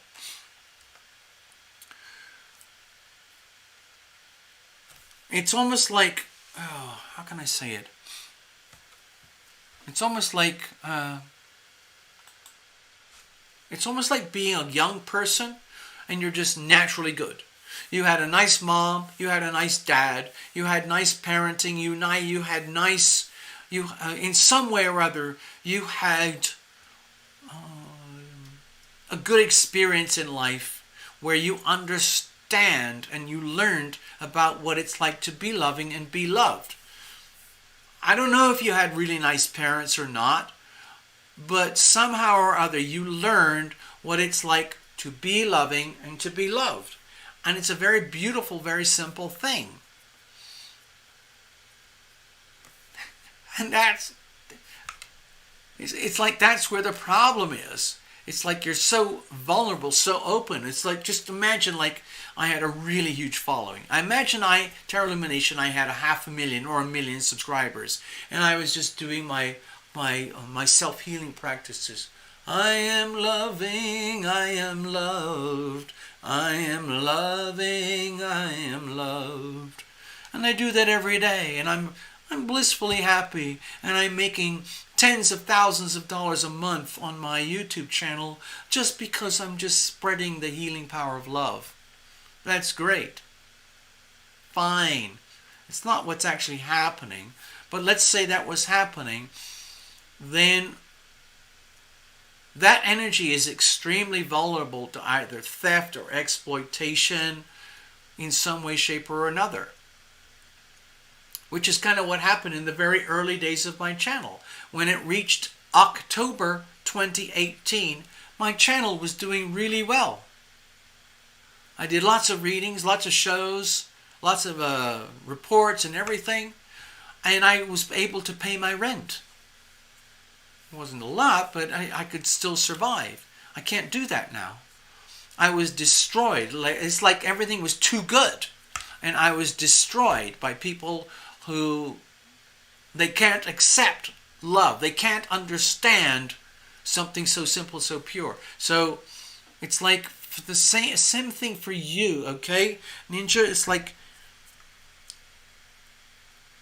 innocence, loving, being loved, going forward in life knowing that you're always going with the best of intention. And now you're starting to realize, oh my God, I am so wide open to being exploited and screwed over. And you might just be starting to see it now. Okay? Especially with Jupiter coming into Pisces. Okay? Opening your eyes to your vulnerabilities. Okay? How are we going to deal with this? The Ace of Cups. Okay. This is the last card I expected. But with the Ace of Cups here, to me it feels like the only way I can describe it is it's a golden opportunity to go forward anyway. In other words, like, dear Ninja, if you are born and raised in such a way with siblings, caregivers, parents, schools, education, family, environment, politics and economics, religion, spirituality, if you're born in such a way that it's essentially pretty good and wholesome and you have a high degree of integrity here, that's great. But you're at this kind of evolutionary gateway. Please note and understand the eclipses are coming soon. where all of us, we're going to be forced into an evolutionary leap. We go in, we are elevated, and we come out the other side, and there's no going back. So you're heading there right now. So with the Ace of Cups, for you, the way to handle things, the way I see it, is to basically continue to turn to the self. Always look to the self and the things that you know are already working. Like, I am loving, I am loved. I am healing, I am healed. I am worthy, I am deserving, I am open to receive. I am ready, I am willing, I am able to receive. I am healing, I am healed. I am guided, I am protected. And all of these are part of your natural default settings. So it's kind of rare. But I feel that you're reaching a point in evolution in your own life where you're realizing, like, wow. And it's not like this for everybody. There's a lot of people out there. In fact, there's a whole freaking planet Earth out there that does not operate this way. That's very strange. Why wouldn't they operate this way? Why wouldn't humanity operate in the way that I do, with my natural formatting? And then you start to realize, oh my God, it's because humanity is polluted. It's heavily compromised. It's heavily polluted. It's heavily diseased. But is that going to stop you? No.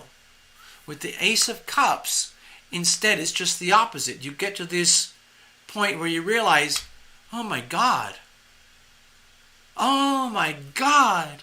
I had no idea planet Earth was so disgusting. I had no idea human beings could be so disgusting, so evil, so squalid. Ah! That's not going to scare you. Instead, what you do is you go forward like, wow, okay, this requires me to be even more loving than ever before. In other words, the way to go forward is just to continue being you. That's it. No matter how much evil or pain or suffering or betrayal or treachery or squalor or disease or manipulation that you encounter, either from like the authorities, government, bankers,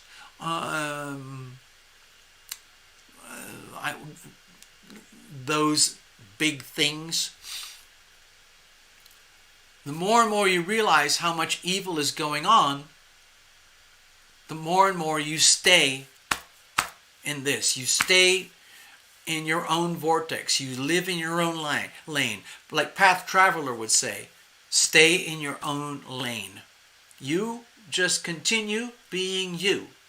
You can look. It's a golden opportunity to take it to the next level. Going to the next level for you, okay, ninja means becoming aware. Like it's almost like having this blinding, staggering awareness that there is so much evil out there. And the only way you can live with that is to, let's say, counter it and stay in the loving vortex, so that it's almost like you're protected. You're guided, you are protected, okay? You just keep going anyway. What I see essentially here in this reading is very, very simple. You're going through an evolutionary gateway. You're going through an evolutionary leap where you're moving out of innocence, out of beautiful, loving, well-intended innocence, to a staggering awareness of evil, betrayal, lies, deception, and deceit. But you don't let that destroy you. You go forward anyway. And you make it your business. You vow, you decree, you pledge to yourself that I will continue to be loving anyway. Be loving anyway. Okay? I hope that makes sense. I hope that makes sense, Ninja. That's your reading. Thank you very much. Got a bit carried away there, but I don't know what else to do. This is just how things happen on this show.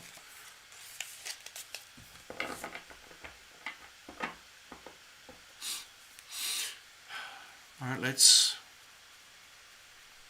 shuffle it up. Okay, last call. It looks like we've only got a very small number of people here. If anyone else needs a reading, go for it right now, and we'll take care of it. Otherwise, we're going to wrap it up.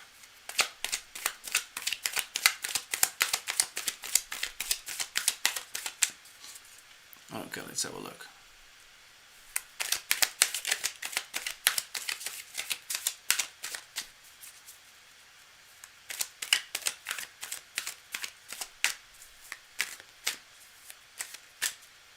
There we go. Cards nice and shuffled. There we go.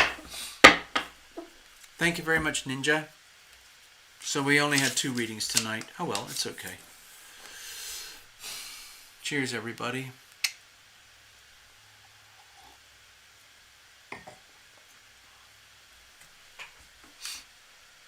All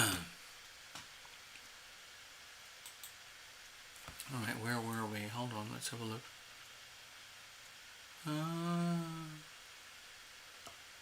Let's have a look. Okay, sorry, I'm just talking to myself while I try to sort things out over here. Let's have a look. All right. Okay. Good enough. So I hope that made sense for you, Ninja. Thank you for being here. Thank you for checking in. Thank you for having the courage to get your reading. So if anyone's out there, you need a reading, you know where to go, tarotlumination.com.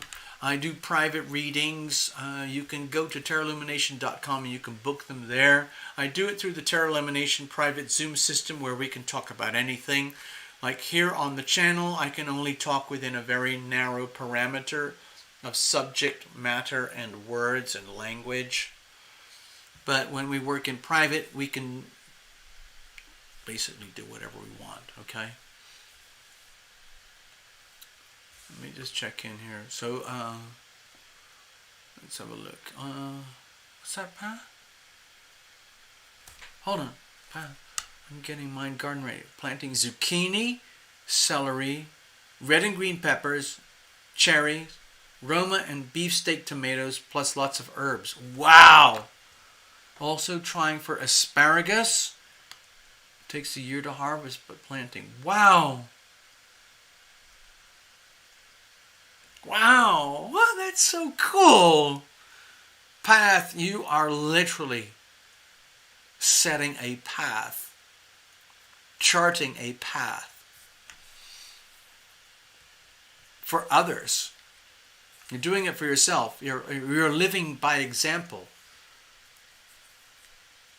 Thank you, Ninja. I'm so glad it makes sense because when I do these readings, I'm literally diving into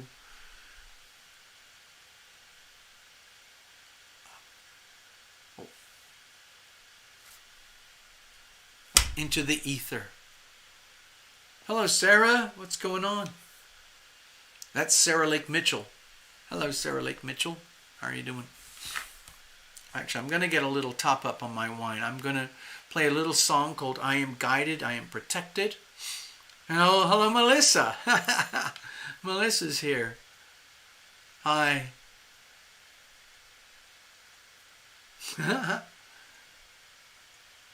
Yeah, it really does sound like a great garden, doesn't it?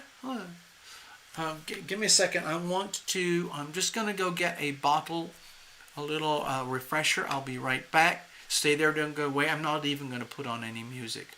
Oh, wait a minute. I'll just put on I Am Guided.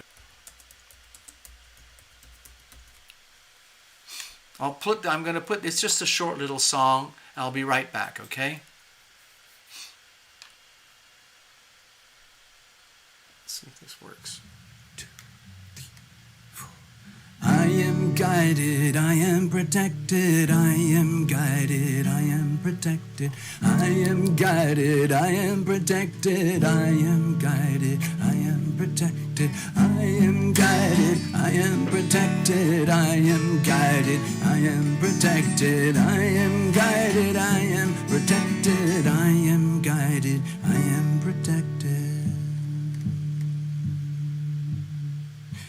When the light of hope it fades, when all faith is blown away, when all sense of trust goes down, when a smile turns into frown, when it feels there's no relief, nothing in which to believe, desperate in woe and grief, angels come reminding me, I am guided, I am protected, I am guided, I am protected, I am guided, I am protected, I am guided, I am protected, I am guided, I am protected, I am guided, I am protected, I am guided, I am protected, I am guided, I am protected. Angels gather close to me, show me what I cannot see. Angels take me by the hand, lift me when I cannot stand. Angels lead me through the dark, soothe and tend a broken heart, laughing at the circumstance, crying while we sing and dance. I am guided, I am protected, I am guided, I am protected, I am guided, I am protected, I am guided, I am protected, I am guided, I am protected, I am guided, I am protected, I am guided, I am protected, I am guided, I am protected, I am guided, I am protected, I am guided, I am protected, I am guided, I am protected, I am guided, I am protected. Oddly enough, you're not too late. Thank you, Melissa.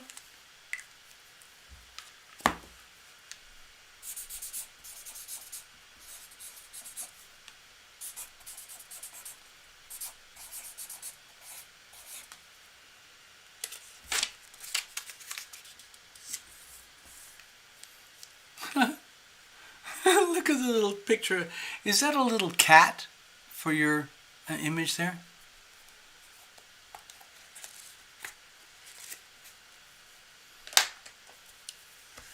All right, that's going to be it. I don't think we're going to do any more readings after Melissa tonight.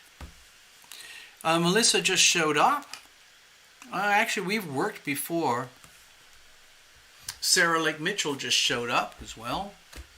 Let's have a look over there. Let me go check in with the chat thingy-me. All these buttons I have to press. Okay.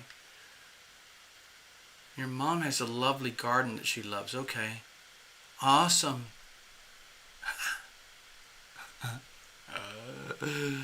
Oh.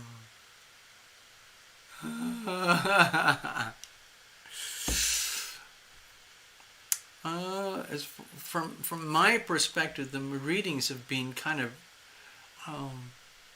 like spacey, coming from these different directions. I had this strong feeling earlier, I think it was with Ninja, I had this strong feeling of the energy of like peacock feather colors, like these turquoise green kind of iridescence. And I asked if it was like a shirt or a fabric or a garment or an ornament or something. And then Ninja said, well, maybe it's my aura. And then I thought, why not? Auras have color and energy. And she had the sun card there. And I really sensed something kind of really beautiful. And like there's a peacock that lives down the street here. And every now and again, I'm on my bicycle and I go slowly past the peacock. And he kind of does this like,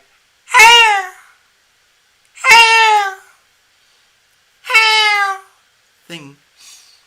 Like he's trying to show off or something. I don't know what it is. But he's definitely communicating with me. Okay?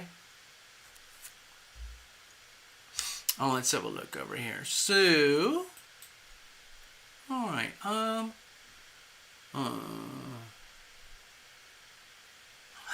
Path loves playing in the dirt.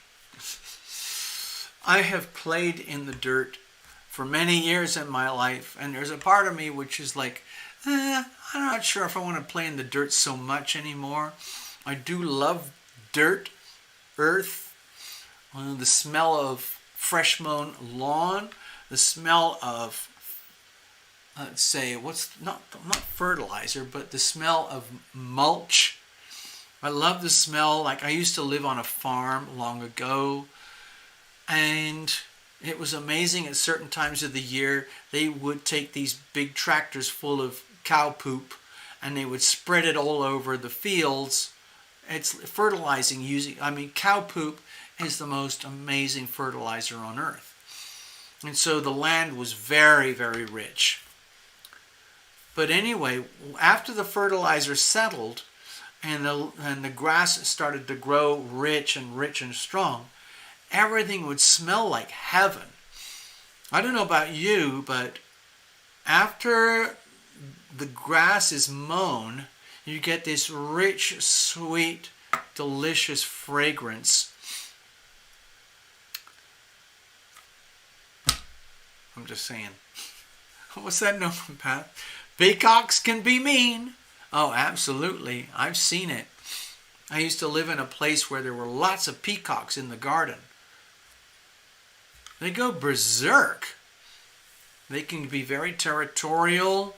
Oh, the males can become very aggressive when they're starting to go through the mating season with females. And they become very like proud and cocky, and they'll like show their feathers like whoosh.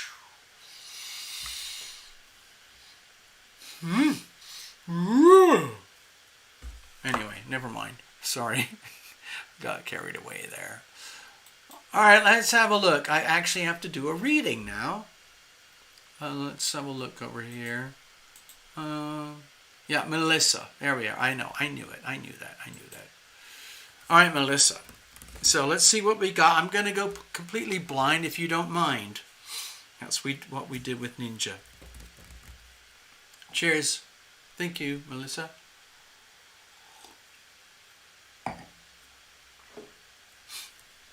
If you weren't here earlier, Melissa, this is the Astrodoodle for tonight.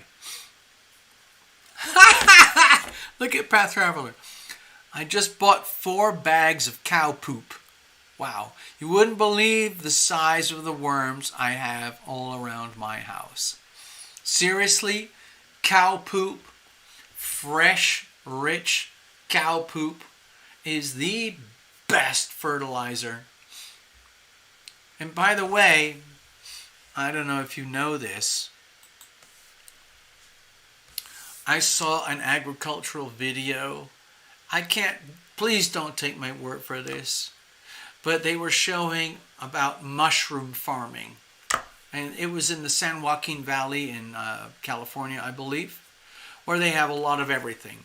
Rice, cows, corn, soy, avocados, almonds, tomatoes, celery. They have everything in the San Joaquin Valley. And so they're all mixed it all up. And what some of them do is they take all the cow poop and they take it over to the mushroom farms. And the mushroom farms can be for like white mushrooms, surmini, whatever they're called, mushrooms, and the portobello mushrooms. But guess what? The very best food for those mushrooms is cow poop. Some of the mushroom beds, they're stacked up in rows like indoor, shadowy, dark farming. And it's just beds and trays, mostly full of mulch, half cow poop. And they get seeded with mushroom spores. And then the mushrooms come up. And then the mushroom farmer slides out the tray And all the mushrooms are there, and they just snip off the mushrooms, clippity clippity clip, and they put them in a bag and they send them to the, to the packer. But you have to understand, those mushrooms grew up in a 50% soil that is cow poop. At least that's the video that I saw. Hold on. Hold on, I'm going to show this thing. Ninja, I have really tight security controls on my channel, but I'm going to light yours up anyway, because it deleted it, so I'm going to show it, okay? It says here, thank you so much. Go out and bring the light. Find the others. Have a wonderful night, all of you. That was a nice little anecdote that I didn't miss out on. Thank you. All right, cool. Good night, Ninja. Sleep well. Say hello to England. All right, let's have a look. All right, let's get back to you, Melissa. All right, Melissa, so this is the astrodoodle for today. It's not a full moon or anything, but it does happen that the moon is opposing Pluto. Okay? That's a very powerful opposition. It's probably happening at such a deep subliminal level that you might not know what it means. It might just mean something like, I don't know, I just want to be warm and fuzzy and comfortable and safe at home because there's something awfully strange happening out there in planet Earth. And it's not my fault. Okay, so that's just for today. Anyway, let's get on with your reading. I'm going to shuffle up again.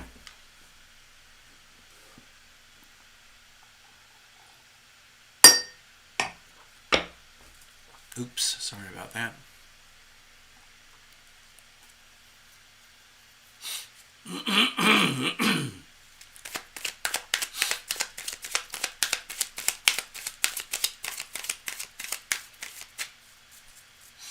Actually, you know what? I've just realized something. In case anyone's interested. Oh, hold on. Melissa's saying Capricorn, Sun, and Mercury, along with an Aquarius, rising, and moon. Okay. Actually, I know we've worked together a few times before, Melissa, so thank you for the reminder. I will bring that up in the reading in a moment. But I just wanted to point out something. Okay, here we are today, right now. The moon is in Cancer over here. It's going to be in Leo soon. But in 7 or 8 days, about 8 days from now, which would be the 16, like the 24th, just before the eclipse, the moon is going to be here in Scorpio. So look what's going to happen. We're going to have moon in Scorpio, Jupiter and Neptune in Pisces, and Mars in Cancer. We're going to have a loose, fuzzy, wishy-washy, mushy water trine. The water signs, Scorpio, Pisces, Cancer. So I'm just letting you know in advance whenever that happens to be. When the moon is in Scorpio, be prepared for some very kind of swirly, soft, mushy, emotional experiences. Hey Tina, what's going on? All right, Melissa, let's do your reading here.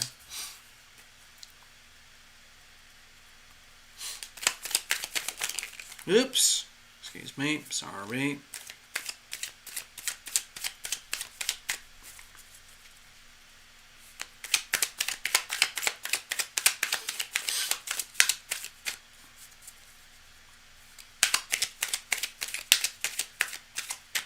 Cards are well shuffled. Bless this whole deck. Bless every single card. Thank you, Melissa. Let's get into your reading. I'm going to do a very extreme split. Okay? Skinny, skinny, fat. It makes the deck very clear, very pure. Okay, even to the very last card. Okay, so you mentioned here Capricorn Sun and Mercury. Okay? Okay, let's do the reference. So, for people who are watching, Melissa is born with a Capricorn Sun and a Mercury in Capricorn. Okay? Sun and Mercury in Capricorn. Okay? So, Melissa is very directly affected by the Pluto transit right now. Melissa is also affected by the oppositions of Mars and Moon in Cancer, because that's a full-on opposition. Okay? Now you have the Aquarius rising and Moon, so let's flip it around. Aquarius rising means the transiting planets sit on top of you like this. There's the Aquarius energy on the horizon. Okay, let me do this. Let me get one of my pens.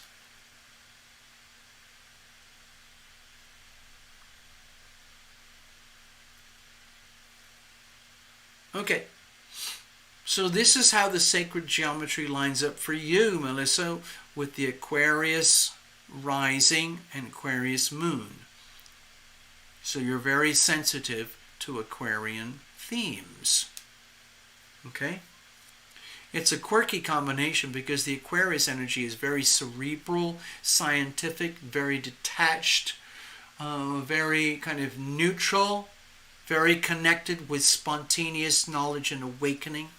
And the moon energy is very, it's like sensitive, an Aquarius moon. Imagine Aquarius moon where you're very, very sensitive to the ideas and themes and concepts and, let's say, messages from heaven. You wouldn't feel them in an emotional way. You would feel them, you would get them in a kind of like scientific way, like raw information. Like as if you are a computer, Melissa. Imagine yourself as a computer and you are in Wi-Fi mode and you're connected either through like a Wi-Fi to some signal, and you get your information through the Wi-Fi rather as opposed to heart-to-heart connection. It's still a connection, but it's a different kind of connection. Okay. Hi, Tina. Yeah, I could handle one more, but after that, that's it, because we had so few readings at the beginning that I started rambling and ranting all over the place just to keep going. But yeah, I can do one more. Yes, Tina, I can handle one more. Melissa, let's do your reading. I'm going to shuffle one more. You know what? It's already cut. Let's just do it. Here we are. Here's the situation. Here's the challenges. Here's how we're going to handle it. Let's have a look at the weather for you, Melissa. The Knight of Swords. So this is a very dynamic energy.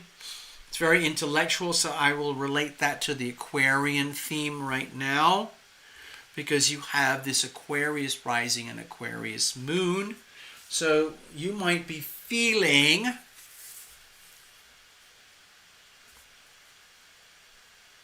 everything from this perspective.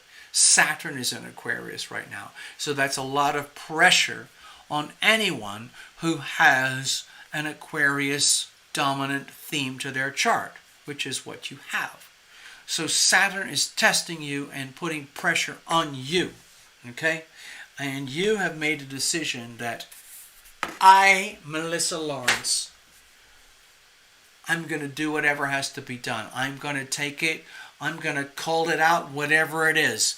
Anything that is fake and phony, I'm going to call it out. Anything that is true and good, I'm going to call it out. Because that's who I am. That's how I am. Okay? Kaboom. All right, what's the situation? Okay, so with the Hanged Man, you might be at a point right now at this very moment. I think it's something to do with the transit here.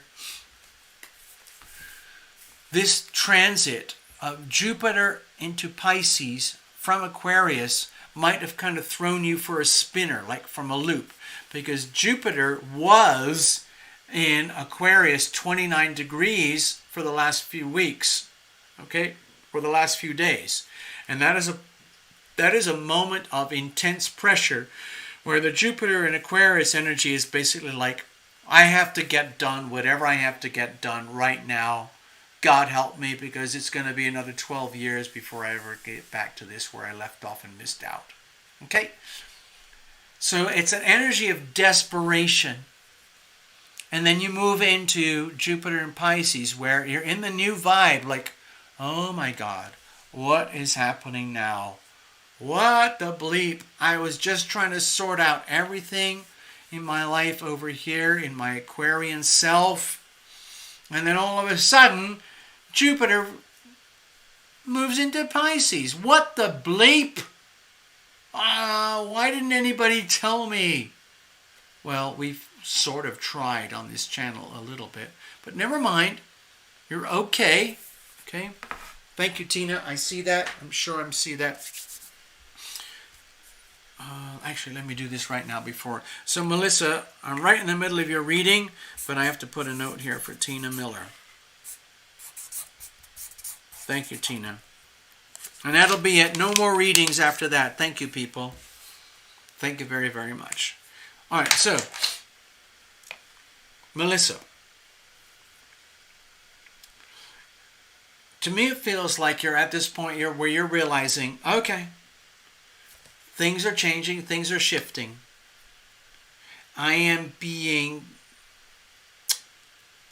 guess I'm being called out. And I don't have any previous experience about how to deal with where we are heading. Think of this as a clock, okay, Melissa? Think of this all as an amazing astrological ticking clock to infinity. All these planets are moving around, around, and around forever and ever and ever. And it's a form of sacred geometry, and it creates a weather pattern in terms of astrology, astrological weather. So what I see here is with the Knight of Swords is a realization that deep down, you know there is a fundamental change. You're sensing it in your body somehow, that Jupiter has left your sign. Which is a little bit scary, because Jupiter in Aquarius would have been very nice for you. But it's moving into Pisces now, and that's a totally different vibe. And so it's making you feel like, whoa. To me, the Hangman here is like the energy of you, Melissa, literally going over the cusp of the feelings. I don't know about you, Melissa, but I really felt it here over the last few days as Jupiter was leaving Aquarius and moving into Pisces. It's a very different energy. You might have felt a very, very deep, subtle, sort of soft, weird, spacey, kind of dreamy vibe into your life and your world. And it's very hard to define. But it is there, and you know it, and it's happening, and it's disorienting for you. Because when you had Jupiter in Aquarius, that was very clear, very unambiguous. Jupiter is supporting your Aquarian nature in a very benevolent, winner, let's go for it kind of way. But when Jupiter moves into Pisces, it's almost like, whoa,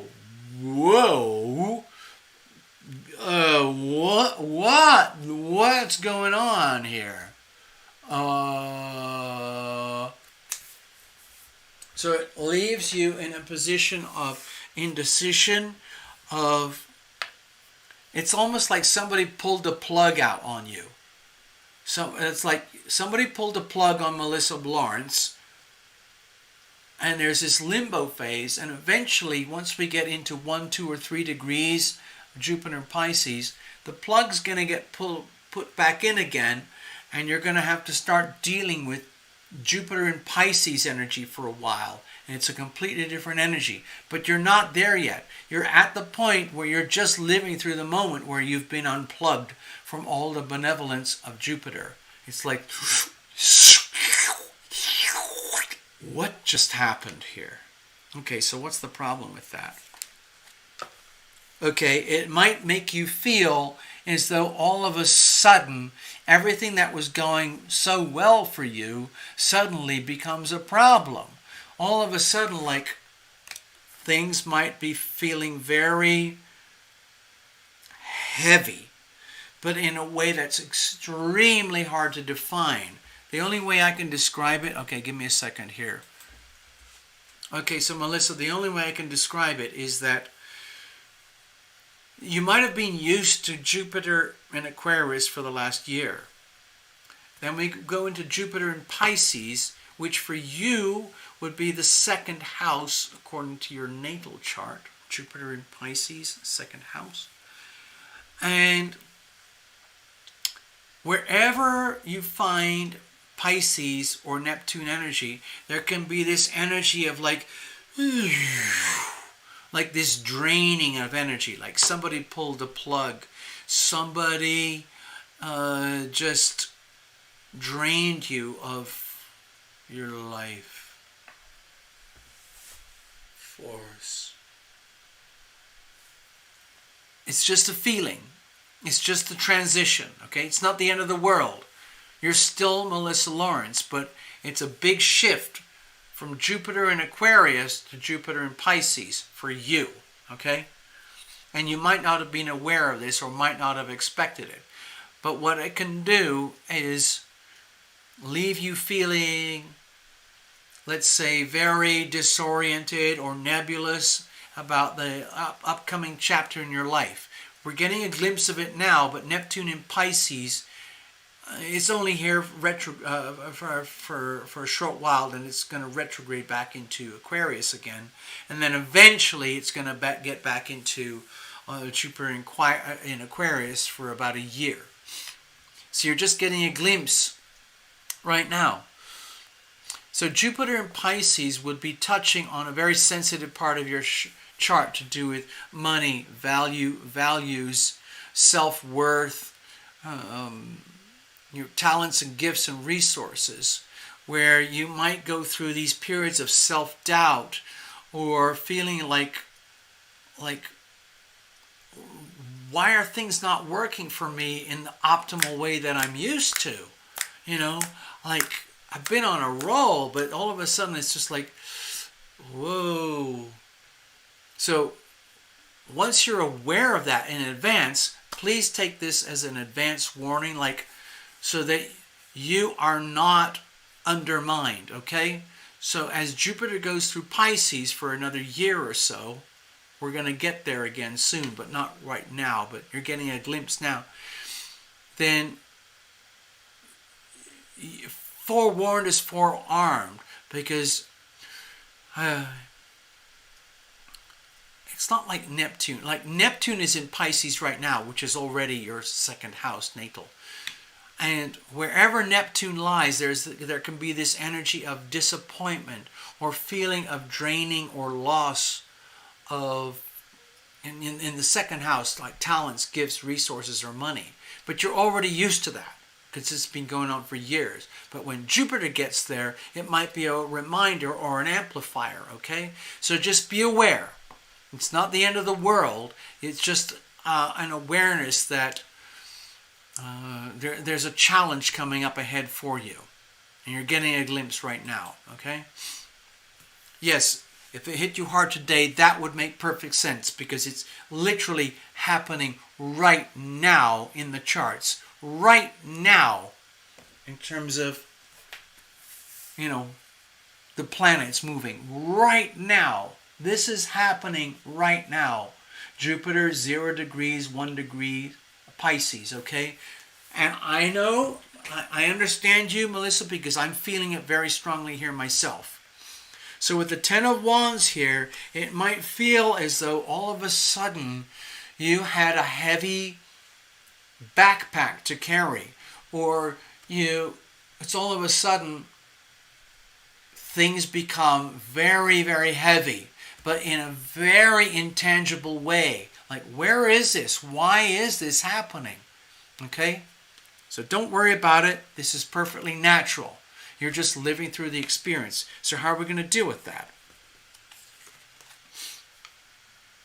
Okay, with the King of Swords here, you're going to deal with it, I would say, in a very Aquarian manner.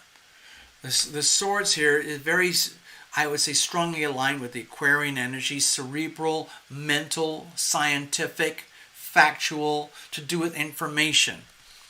The way you deal with things going forward, okay, Melissa, is understanding, being acutely, extremely aware. Look at the Page of Swords here. This is your energy of determination.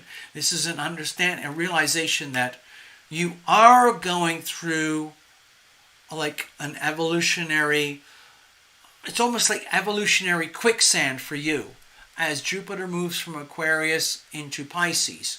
But that's not the end of you. In fact, it's just the opposite. You're dealing with it. You're absolutely dealing with it because you're aware of it. You've acknowledged it on the screen. It hit you hard today. So, as a winner, as an achiever, as someone who's oriented towards success, toward doing what has to be done to get done what has to be done, you make it your business. This is the King of Swords. This is the energy of mastery. It's almost like to go forward, you are going to use your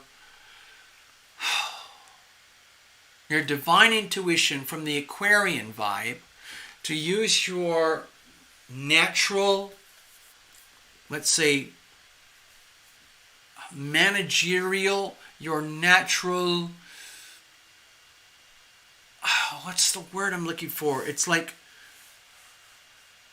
your natural ability to deal with reality going forward in such a way that no matter how challenging it is with this new shift in energy that's very disorienting, you're going to deal with it by using your Aquarian intellect. You're not going to let yourself be undermined or destroyed or sucked in to kind of like a really, what's the word? What's that word? Like a, give me a second. Like a riptide. You are not going to allow yourself to be sucked in by a riptide or one of those cross currents that take you way out from your reality. Instead, you are perfectly aware that you are dealing with disorientation. You are dealing with a burden that you had not anticipated, but it is here nevertheless. But it's not going to take you off path. You're going to continue to go forward from a very first house, okay, Aquarius first house, Aquarius moon. Somehow or other, you're going to tune into it in such a way that you're going to figure out whatever it is that is oppressive and disorienting for you. You're not going to let yourself be a victim. You're going to look at it from a very scientific, very, very rational perspective and go like, okay, I get a reading with Tarot Lumination that gives me some exposure to some awareness that I am highly vulnerable to very wishy-washy, very disorienting energies from here. The Jupiter and Pisces thing, okay? And it can make me feel as though I'm carrying a lot of dead weight, like depression, sadness, confusion, loss, pain, whatever it is. But that's not the end of me, because I still have my Aquarian natural self here. Saturn is there giving me strength. Okay. giving me reason, rationality, and I'm going to deal with it. I'm going to figure it out. I'm going to use my natural gifts to overcome. It's almost like a war between rational and the irrational. Or like a war between your rational, highly conscious, very earthbound, realistic self, as opposed to this very disorienting, spacey, disorienting energy that's going on here. You can handle it. You will handle it. How you're going to do that, I don't know, Melissa. That's your business, but you're going to make it your business to handle it. You're going to deal with it through, I would say, the Aquarian reason, Aquarian intellect, simply knowing that you will prevail. However confusing and disorienting things get, you're going to figure it out, okay? So it's almost like, hold on. It's not a war, it's more like an awareness that's being exposed in you. There's this deeply emotional, sensitive, personal side to the self. And then there's this highly intellectual, capable, business-like side to the self. And they are very, very different types of energy. And you're going to have to, to me, it's like you're very vulnerable to the emotional side. But you know deep down you can't allow that to happen, so you don't end up like psycho, depressed, maniacal, like, I don't know what the fuck's going on. No, you're going to deal with it. You're going to deal with it because you know that you have to. The Capricorn success thing, the Aquarius energy, I am that Aquarian thing. I have Aquarian intuition, okay? You might not be able to explain it, but you will prevail. You will prevail. You will attain mastery in terms of the King of Swords. It's like intellectual, cerebral, factual, universal truth mastery over everything and anything that is nebulous or incomprehensible or depressing or delusional. Mind over, it's not mind over matter. It is about accessing your most advanced cerebral self in order to deal with all the emotional, incomprehensible turbulence. Okay? All right, so that's your reading. Thank you very much. You can do this. You'll be okay, Melissa. You'll be perfectly fine. It's just that you're going through a period of extreme disorientation right now. And you will reorient, okay? Ultimately, that's what this reading is about. Going through disorientation and coming back to reorientation. Not like the past is going to be regenerated.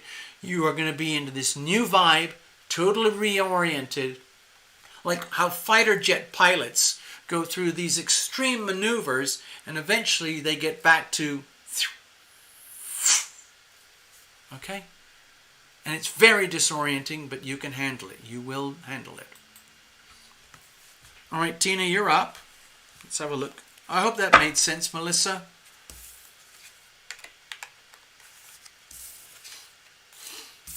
Thank you.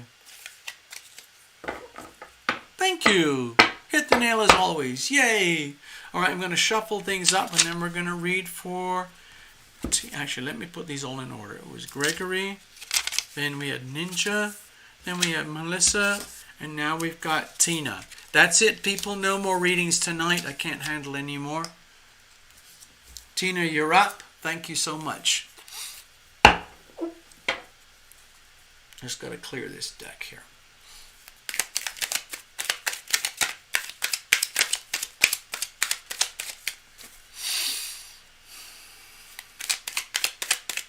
So Tina, if you have a specific issue, fine. Put it back there on the screen in the chat in one word, please. Otherwise, I'll do a blind reading, okay? So there's There's a huge delay on the show tonight, maybe like 40, 50 seconds. So I'll just allow for that. I will say that my default setting will be to go blind unless you tell me otherwise. Put it like that.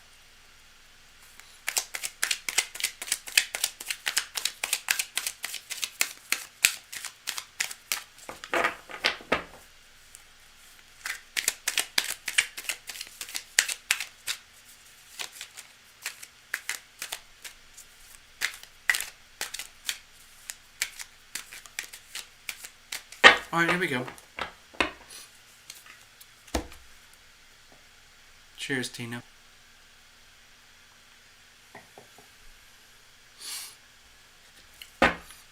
Just for reference, what I'm sensing, like if I was like some kind of weird global barometer, what I'm sensing is that the whole of planet Earth and the whole of humanity that lives here on planet Earth has reached this kind of, what's the word? It's like a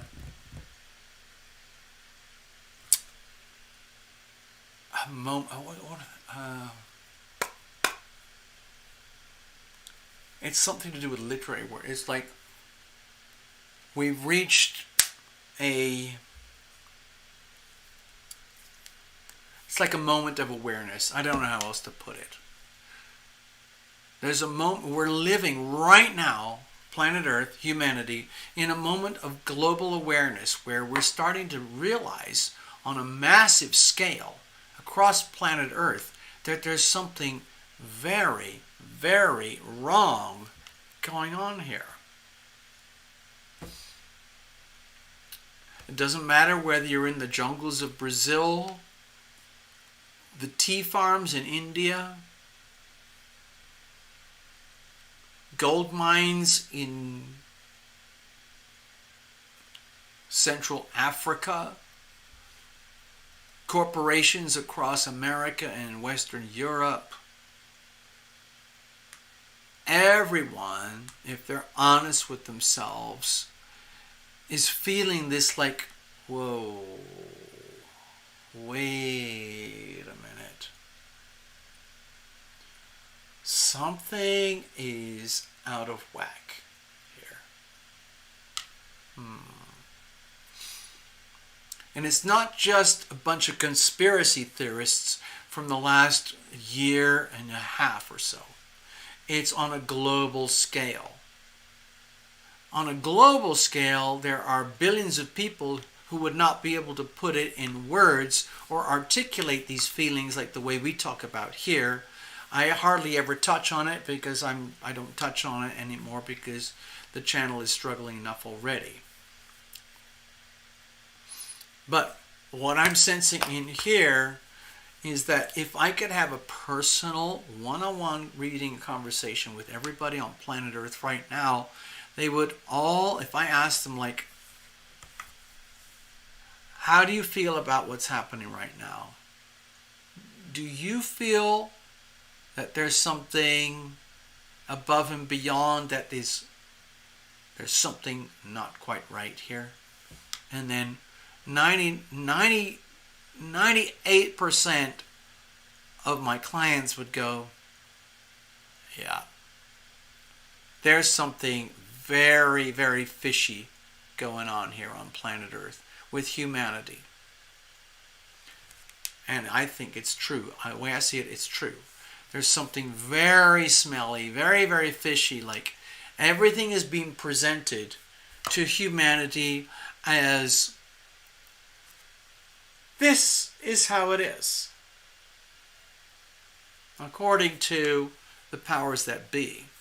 But we've reached a kind of a tipping point with humanity where there's enough people who are going like, actually, you know what?